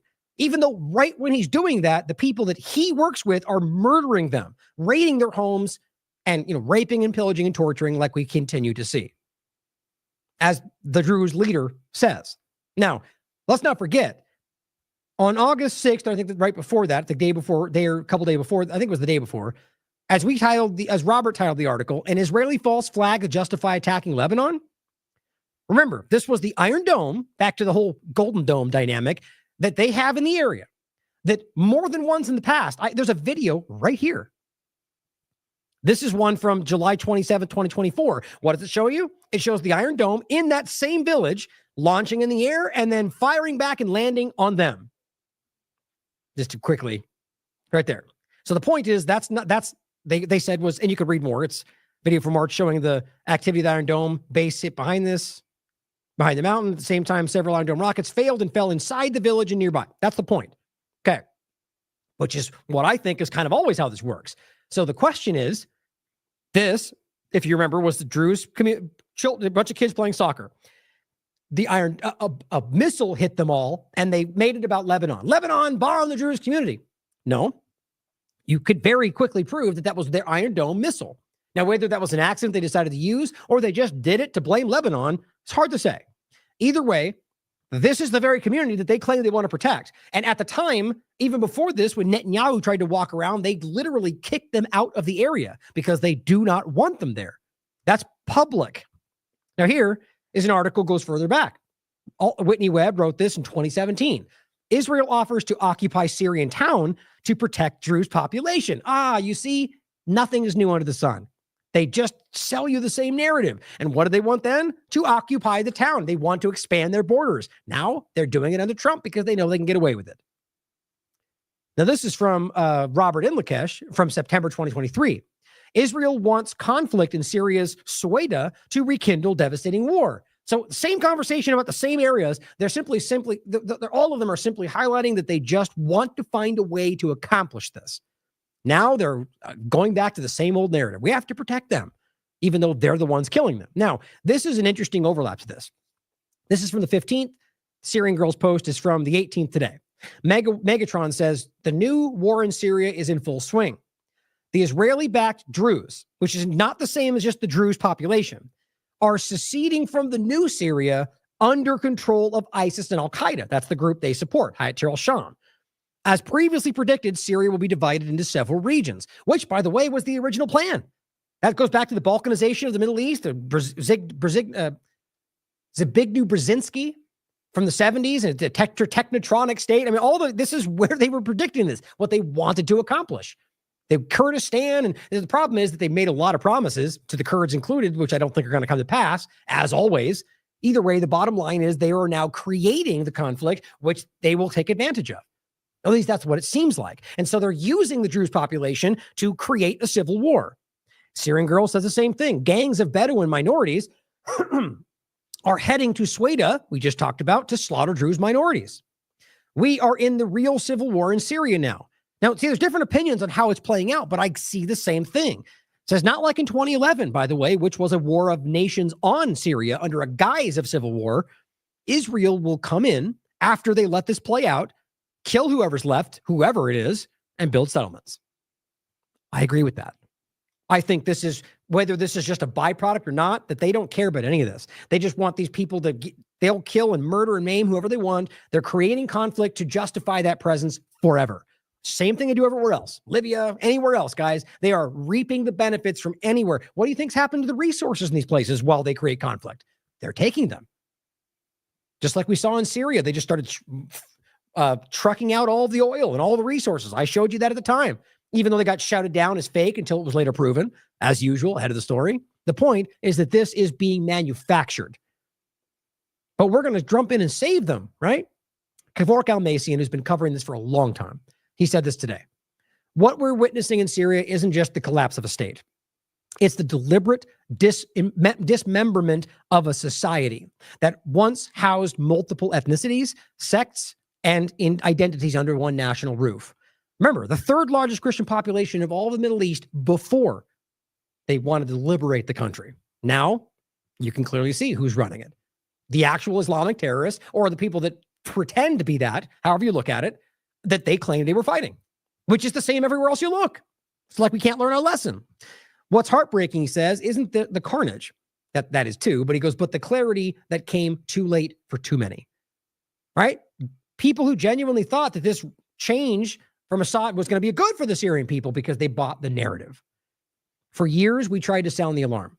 We tried to educate, to open eyes, to offer a deeper view beyond the binary narrative of regime versus rebels. But many didn't want to listen.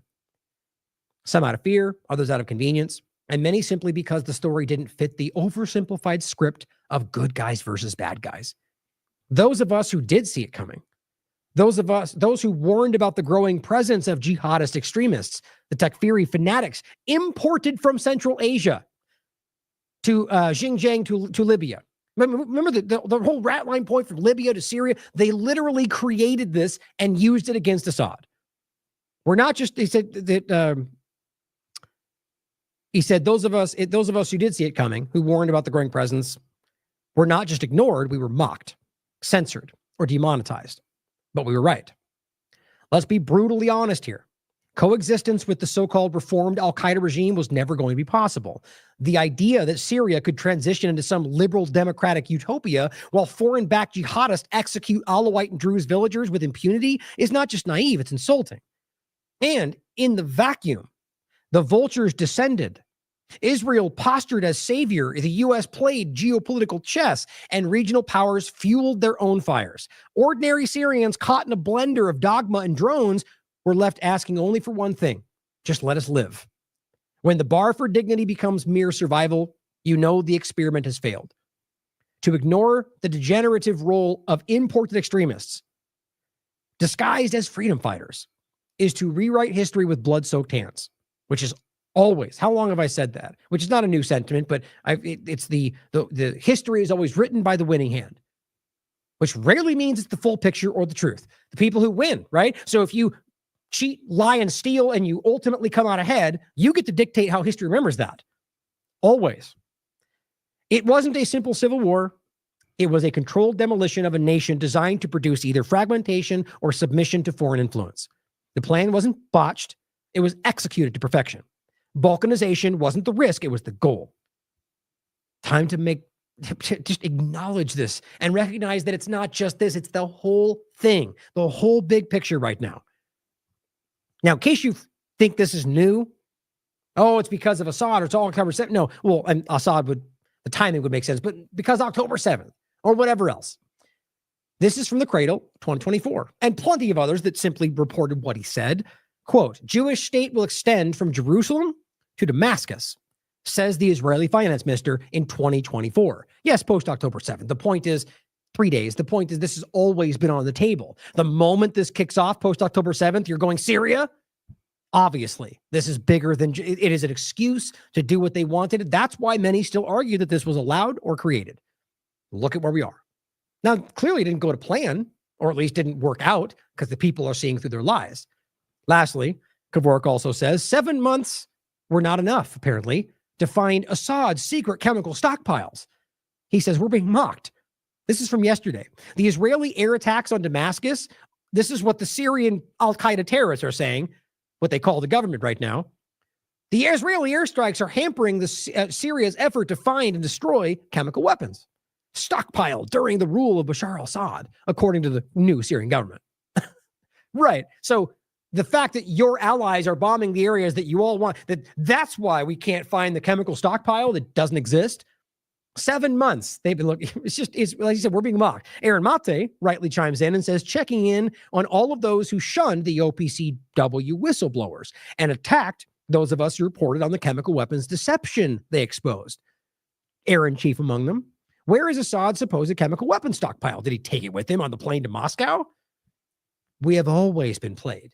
If you fall for government narratives, guys, that's the real picture here, is that it's all in the interest of what's currently happening. And the way I frame that, the way I think is all of it. Technocracy, Zionism, globalism, and it's one blob as far as I can tell. And maybe that's just by design now, or by necessity now, because of how clearly it's all kind of intertwined. Maybe it wasn't always that case, but look at what we just laid out today. Look at the facts. Look for yourself. Look at the source material. It's never been this clear in all the years I've been doing this, which is why I think they're all kind of spiraling right now, flailing, clearly worried. It's just not working. The narratives don't stick anymore. That's my point in the beginning. There is an opportunity right now. And that's why each of us individually need to strive to be better than them, better than this, better than the whole thing. Just be better. Because if we strive to be better, if we strive to be more moral and have integrity, act with, follow your principles, actually hold true to what you believe in, and don't get swayed by partisan narratives, maybe we could take advantage of this moment. I believe that. I wouldn't do this if I didn't believe that. So thank you for continuing to fight for the truth, because you're winning. Thank you for being here. If you believe in this platform, if you find value in what we put forward, we do this for free. We put the information out because we believe in it. And we don't expect anything back. But we couldn't continue to do this without your support. So if you find value in it, show me what it's worth to you. We have plenty of ways down below to support this platform, from Cash App to Buy Me a Coffee to direct donations on our website to any number of different things. Bitcoin donation. If you believe in this platform, if you support the work, help us continue. I love you all. As always, question everything. Come to your own conclusions. Stay vigilant.